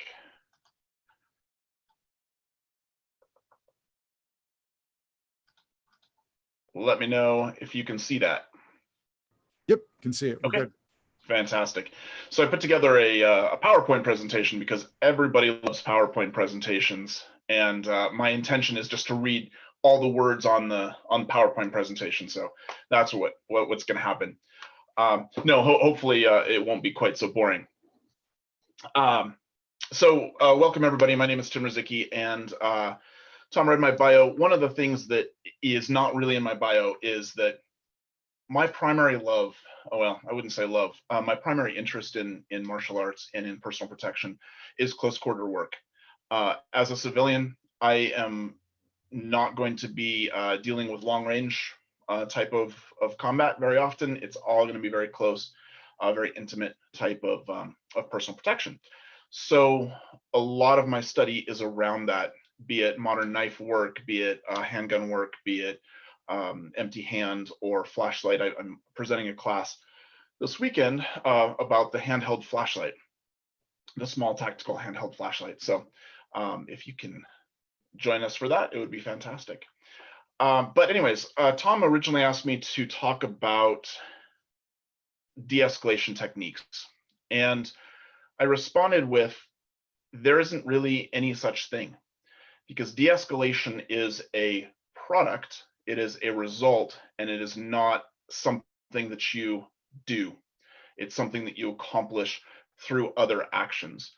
And so instead, I countered with, could I present something called avoiding a violent hostile encounter and talk about the Lieutenant Colonel Cooper's color codes, which is pretty fun. I wish he had just been a full-bird colonel, because then the lieutenant wouldn't be in there. But anyways, that's what we're doing today. So let me move forward here. How do I move forward in my PowerPoint presentation? There we go. Yes, technology. All right, so the agenda for today, I'm going to define what a violent hostile encounter is. I'm going to talk about the concept of active defense. I'm going to introduce a concept called 7 survivals. We will also talk about, as we stated at the top of this, Colonel Cooper's color codes. We will also then move on to what a civilian can do during a violent hostile encounter, and end with how to avoid a violent hostile encounter, the actions you can take before that. So that's the agenda. All right, a couple shameless plugs. 2 instructors who have had a tremendous impact on my life and my understanding of personal protection, close quarter work. Jeff Johnsgaard of Natural Tactical Systems and the creator of 360-degree CQD, or Close Quarter Defense. You can find him at naturaltactical.com on the old intertubes. And Maestro James Loriega of New York Ninpokai and Acero Sevillano. James is my Spanish Navaja or Spanish knife teacher, but he is also a renowned ninjutsu master. So both of those individuals I highly recommend. So shameless plugs for them. All right, what is a violent hostile encounter? So a violent hostile encounter, let's talk about what it's not. You can have encounters that are both violent, or that are violent, and you can have encounters that are hostile, but a violent hostile encounter are both of those. It's where there is an imminent threat of injury or death, and that threat is easily demonstrable, and that the actions you take to protect yourself are legally and morally defensible. Right, so those are components. Those that little bit there, that second bullet point, is something we'll talk about to a greater degree in a moment when we talk about the 7 survivals. But that's what I consider a violent hostile encounter. As far as I know, this is a term that I created, but it's not a concept certainly that I created. But this is the context in which we'll discuss tonight's actions. All right, moving on. Concept of active defense. Active defense is something that I feel very strongly about. Active defense is, well, you can read on the screen there, you are the only person that's responsible for your safety. There's no one else in the world who is responsible for your safety. The only person that you can count on is yourself. And so active defense is the choice that you make to actively participate in your own protection, right? It is something that you must choose to do. As you can see in the bullet points there, defense doesn't happen by accident, and you can't rely on luck.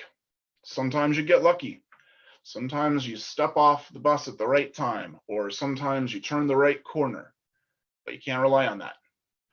Instead, you have to make the choice and do the work. When I say do the work, it doesn't have to be a lot of work, but it does have to be some work. You have to focus on your own protection, and that's an active choice that you have to take.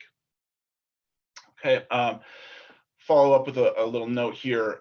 The whole context for this conversation is really around civilian personal protection, individual safety. It's not about law enforcement. It's not about military action.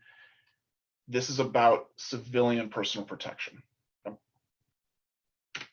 Tom, by the way, feel free to jump in if there are any questions at any point. Happy to answer questions along the way. Will do. Thanks. All right, the 7 survivals. This is a concept created by a gentleman named Ken Murray. Ken is my instructor, Jeff Johnsgard's instructor, right? So he's the granddaddy instructor of my instructor. There are 7 survivals, and here's the thing. When you get into a violent hostile encounter, it's not enough to simply survive physically. You also have to survive in 6 other categories. You can see them on the screen there. There's physical, there's social, right? If you kill somebody, what are your friends going to think? What is your family going to think? Are you going to be ostracized? Legal, both criminal and civil. So it's extremely important that you can survive. Going back to the original definition, that your actions are defensible. Right? Mental, emotional, psychological. This is a huge one. If you injure somebody, beyond repair, or you kill them in defending yourself, can you live with that? And you have to find ways to do that. Moral and ethical, right? It goes back to that. Is it justifiable? Is it defensible? Obviously professional. Will you lose your job? And then finally financial. Will you get sued and lose all your money defending yourself in court? So those are things that you have to be, those are 7 things that you have to take into account, and you have to survive, again, the 7 survivals, when you enter a violent hostile encounter. All right, let's move on to, I talked about Lieutenant Colonel Jeff Cooper. Lieutenant Colonel Jeff Cooper was a Marine in the Pacific Theater in World War II, and he served in the Korean War as well. He was a firearms expert. He's passed now, but he was a firearms expert who created the modern technique of the pistol, which is the 2-handed technique utilizing the Weaver stance. And he is an author of several books, but this one on the screen here is the Principles of Personal Defense. This is one that I really like. In this, he lays out his combat mindset, which this book I highly recommend. It's a very good read, very short read.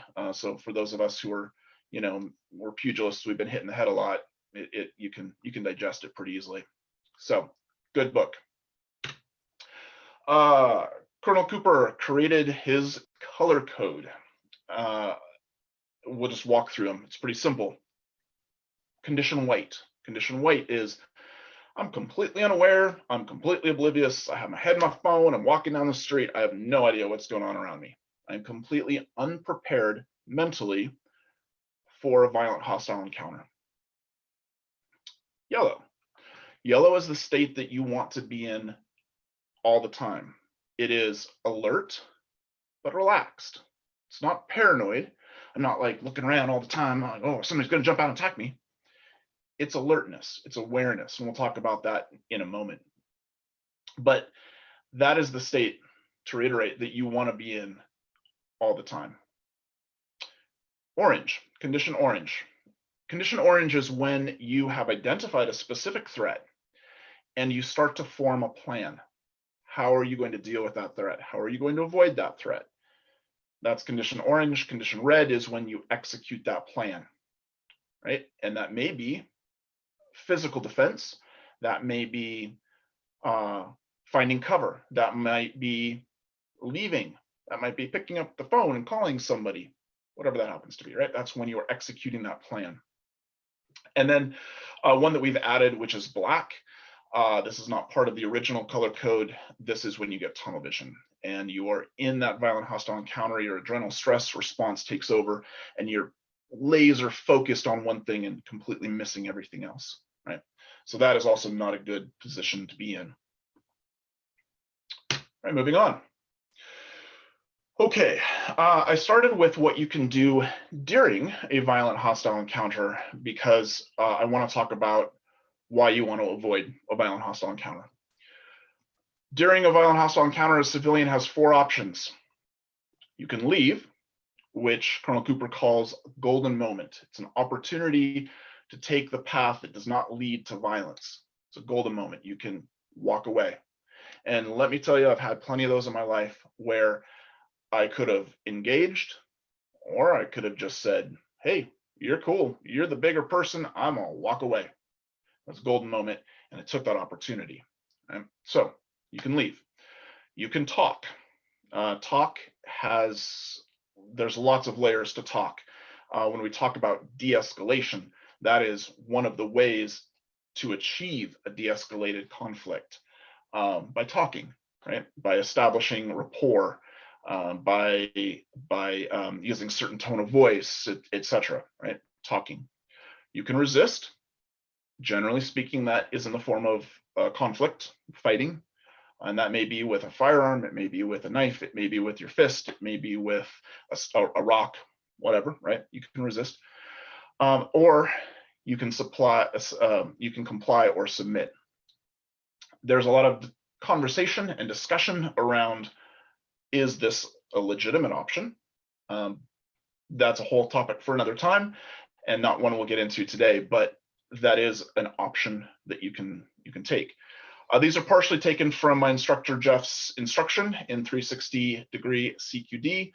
I've modified them slightly, but for our purposes, they fit. Okay, so those are options you can take during a violent hostile encounter. All right, I want to talk about the OODA loop. Now, this is a concept that I'm sure a lot of people already know about, but this is very important in framing the context for what we're about to talk about. The OODA loop is something created by Air Force Colonel John Boyd. He was a fighter pilot, and so he applied this to fighter pilot tactics. It is a framework for understanding how to interrupt and get inside an opponent's timing. It is a martial arts concept because it deals with timing, but it's also applicable to, well, you'll see in a second, to almost everything. He used this principle to become a better dogfighter in the air, a better fighter pilot. He taught his people this concept to become better fighter pilots in the air. Can you imagine taking the concept of tempo and measure and applying that to a fighter jet? It's brilliant, right? It's the same stuff that we do as martial artists because it's working on the same fundamental principles. It starts out with observe. That's the O in OODA, the first O, observe. It goes on to orient. We'll talk about orientation in a sec. Then you decide that you're going to do something and what you're going to do, and then you act. You put that into action. So we're going to talk about orient. So let's do that. Orientation. Orientation is interesting. This is, to me, the most interesting part of the OODA loop. Orientation is filtered through our own prejudice, our own history, our experiences, what we've been taught, what we've learned, what we've seen on TV, everything. Orientation is our observation of the world and our interpretation of that observation. I will argue that you should challenge your orientation. You should challenge how you view the world. You don't ignore it, but you should challenge it. So if you see somebody walking down the street and they're wearing a hoodie and they got their head down and you think, oh, that person looks dangerous, challenge that. Think to yourself, is that person really dangerous? Or is it because of my bias, because of my prejudice, because of my background, because of what I've been told in the news or on the, on the social medias or whatever else? But don't ignore it. Okay? That is a critical thing. We live in a world in which there is a lot of information coming at us every second. And some of that information is good, some of it is flawed. But don't throw all of it out because some of it may be flawed. Likewise, don't accept all of it because some of it may be good. Challenge your orientation. Okay. All right, moving on from the OODA loop. All right, was that? Yes, okay. So knowing that a violent hostile encounter is a bad place to be, and you have to survive in 7 levels, and there's very real possibility of bodily injury or death, financial ruin, spending years in prison, etc. It's a terrible place to be. As a martial artist, the more I study, the less I ever want to have to do anything resembling what I study. It's a horrible thing. I talk about knife fighting.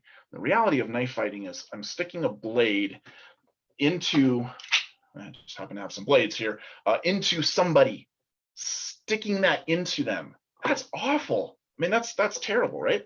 Nobody should like that. And if you do, you should seek help. And so because of that, I don't want anything to do with a violent hostile encounter. So what do I do before a violent hostile encounter? And that's the whole point of this, this session. Number 1, be aware and be alert. Okay? Use your eyes, observe, look around, watch people, watch situations, watch interactions. Keep your eyes off your phone. I can't tell you how much this bothers me. I see people and they're just completely unaware of what's going on around them.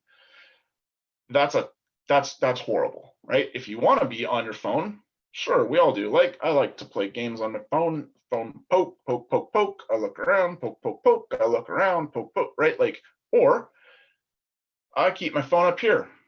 Oh, okay, looking for directions. Cool, but it's here because I'm maintaining sightline. I'm keeping myself aware and alert. Okay. Keeping your head up and looking around. When you walk, don't walk with your head down looking at the ground all the time. Yes, observe the ground because you might step in something you don't want to, but that doesn't mean to focus on the ground. Keep your head up, look around, observe, right? Use reflective surfaces and shadows. I do this all the time, constantly looking at car windows or other windows on stores or whatever other reflective surfaces there are, or looking at shadows to see if somebody is approaching me, etc. I don't have eyes in the back of my head, therefore I have to take advantage of surfaces that allow me to see behind me, right? It's a very simple thing to do. Just be aware, just look. Right? And then finally, in this category, use shop windows, etc., to look around corners. So if you're coming up on a corner, you don't know what's behind that corner, but is it a shop and does it have windows that look through? Great. Is there a reflective surface across the way to show you if there are vehicles backing out, or drivers, showing drivers, other drivers that are coming, etc., right? Observe that. When you approach a corner, be aware of that corner. If this is the corner here, move yourself out from the corner. Don't hug the corner where you can be surprised. Step away, right? So you can observe. So those are simple things that you can do to observe, to watch, to look around. Okay? And then in that same vein, listen. I walk down the street with headphones in, but I have them turned down really low. There's also a setting on most earbuds where you can listen to ambient noise. Use that setting. If you are so engrossed, absorbed in your music that you don't know what's going on around you, you're in condition white. It's a bad condition to be in. You are a deer in the headlights. Okay. Turn down that darn music. That darn rock and roll music. All right. Number 2, know your environment. This is, again, real simple stuff. Know your exits. When you go into a restaurant, in the days when we can go into restaurants, in the before time and then in the after time, which I'm hoping is coming someday, know your exits. Know where you need to go to get out. And this doesn't have to be because of a violent hostile encounter. Maybe you got to get home real quick. Beeline for that exit, right? Maybe there's a fire. Beeline for the exit. Sometimes that exit isn't very noticeable. Maybe it's a window. You check a chair through and then get out that way, right? I'm just saying, there are lots of exits, right? Know them. Know your blind spots. We talked about corners, right? Know your blind spots. When you go into a hallway, just be aware of where there are places that you cannot see. There could be somebody there. Doesn't mean there will be. There could be. Okay? When you sit, my friends laugh at me because I'm that dork who always sits with my back to a wall. I just hate having my back exposed. I like to maintain my sight lines. But in certain circumstances, it's not possible, or one of my friends has beat me to it. And so therefore, what I like to do is have them watch. I know that they're maintaining sight lines. And so if somebody were to approach, they would give me that verbal warning. And then finally, identify the nearest cover. Know where you can duck, where you can dive, where you can step behind to provide physical cover. Okay? All right, number 3, build habits. This is something I like to do, play games with yourself and others. You get on public transport, immediately look around, like just take a second, look around, and then in your mind, note a detail of every single person. Then look around again. Did you nail those details? Play games with yourself about, okay, how many times did I look at reflections?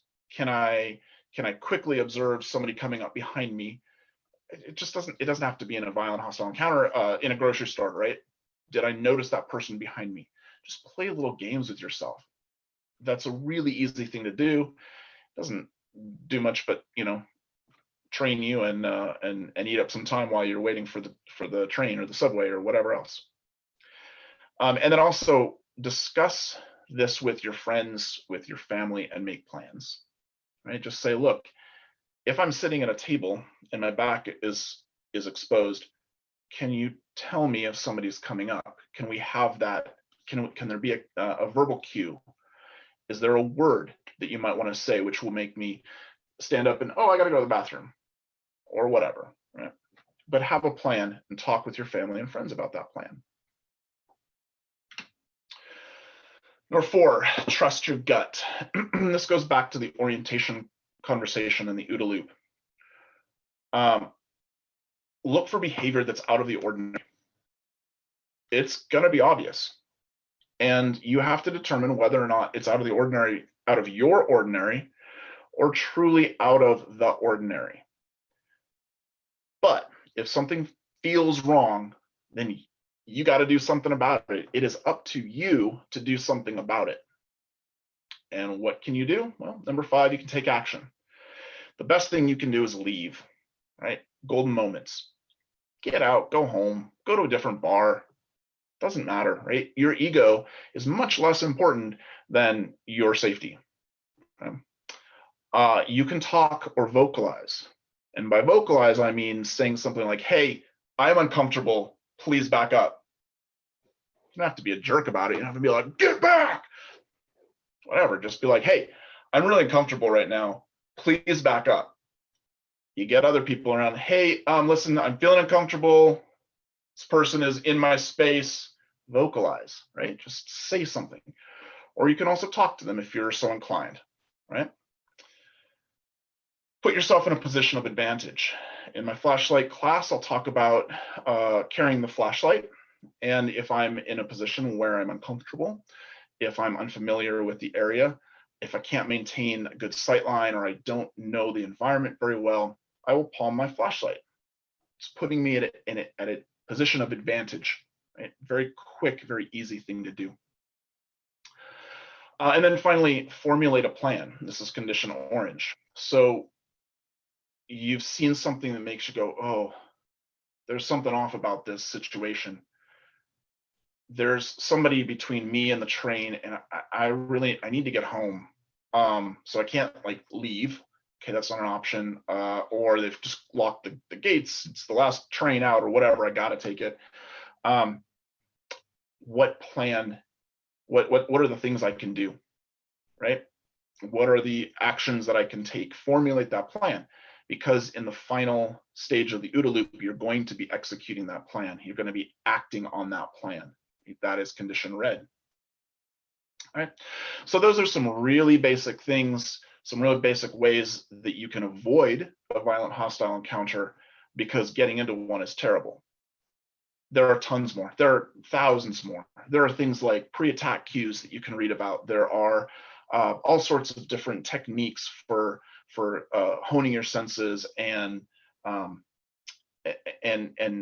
practicing this sort of thing on an everyday occurrence. But these are some real basic things that you can do. All right. Conclusion. You are the only one who's responsible for your safety. There's nobody else in the world who's responsible for your safety. It's you. You can choose to acquiesce that responsibility or abdicate that responsibility, but that is a choice that you have to take.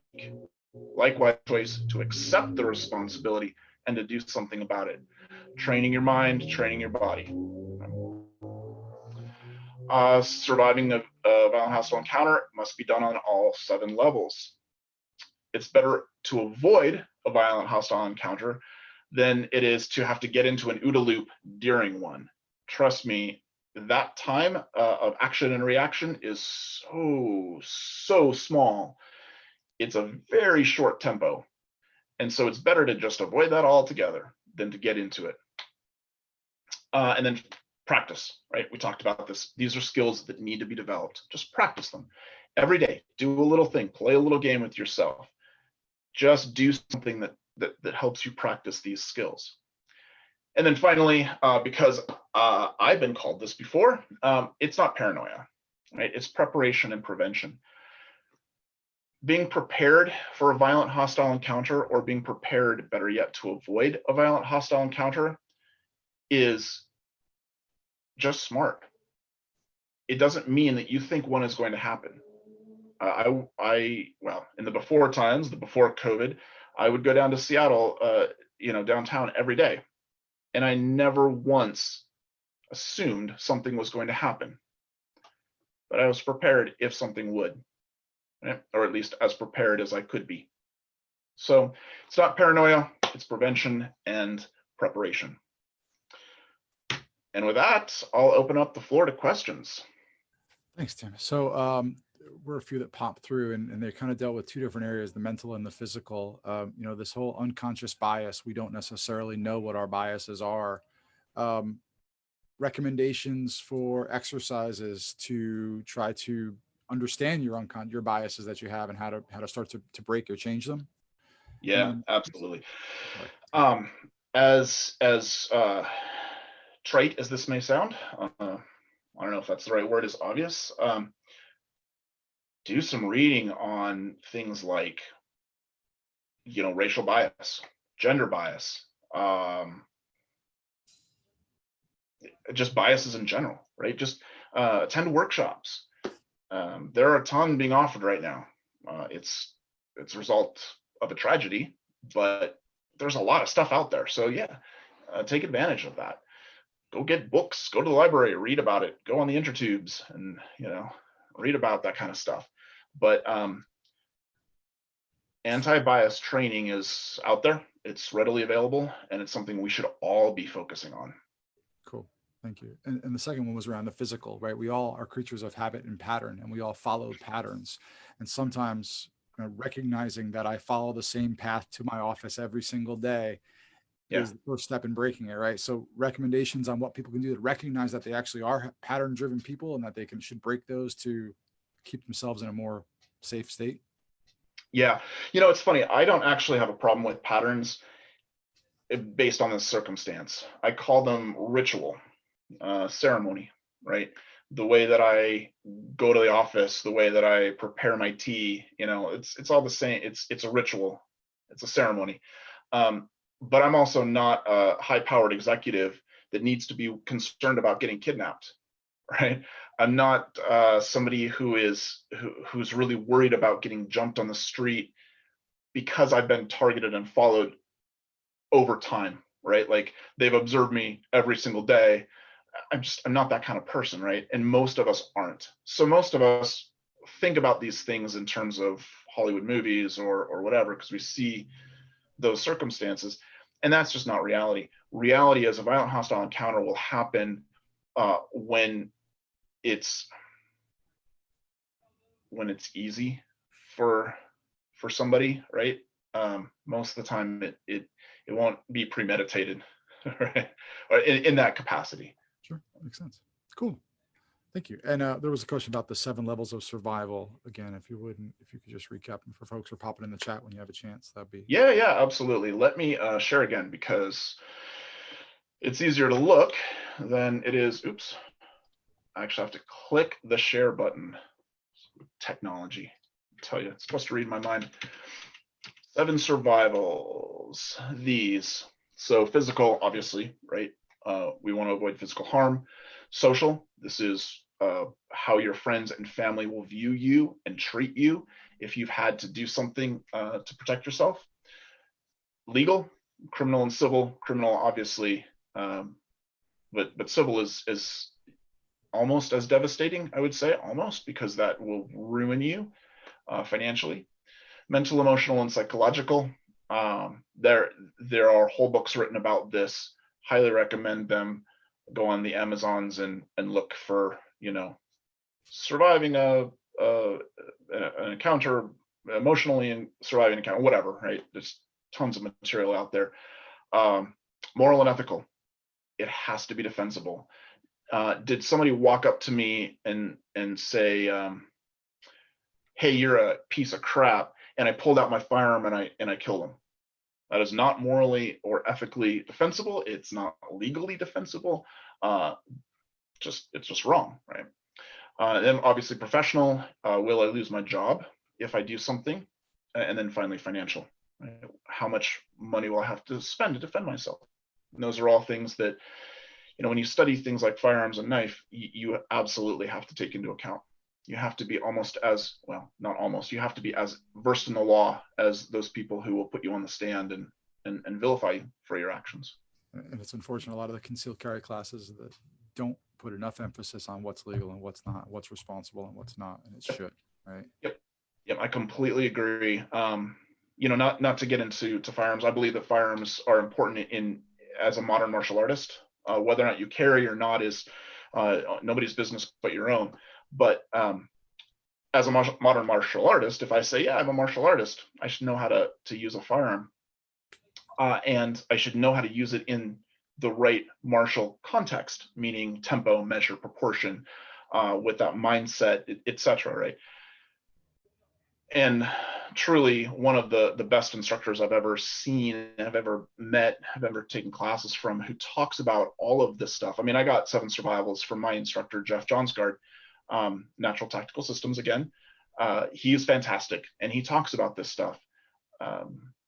And it's extremely important. It's probably more important than actually knowing how to, physically manipulate the firearm, because this is the stuff that you have to survive. Cool.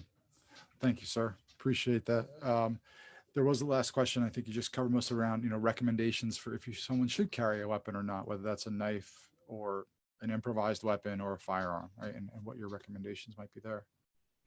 Number one, know the law, right? Understand, and I'm not just referring to handgun. I'm referring to knife as well. If you carry a knife, understand the knife laws in your area, your jurisdiction, county, city, state, and they vary from city to city. So know them. And a couple things about carrying.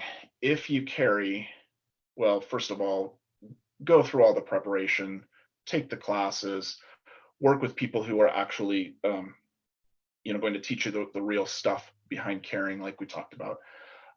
But also I remember when I first started carrying a knife, and there was a feeling. Now I was, really young, so this is part and parcel of that. But there was a sense of power there, which is a terrible thing, right? Like if you think, oh, I'm a badass, I got a gun, I got a knife, you missed the boat, right? You gotta turn right back around and go back home, put that down, and then go out, right? Like, so those are my recommendations. Just know yourself and why you want to carry, why you think it's necessary to carry. Right? Thank you, sir. Appreciate it. Very good.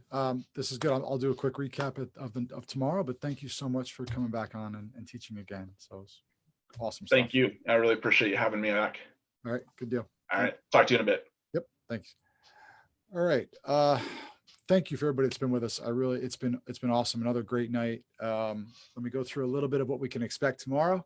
It's the last night of content before opening ceremonies. Not saying we're not going to have good content in opening ceremonies. We absolutely are. And Chris mentioned a bit of it. We're going to show some great videos. Not only recaps of 2019, but some great, short film and some great content. We're going to talk about logistics for the weekend, what to expect, what you should expect. A lot of what you saw, what we've all experienced in opening ceremonies in the past, but that's coming on Friday. But tomorrow night, we've got Catherine Blanche talking about the right weapon, a recorded interview with Anthony DeLongis.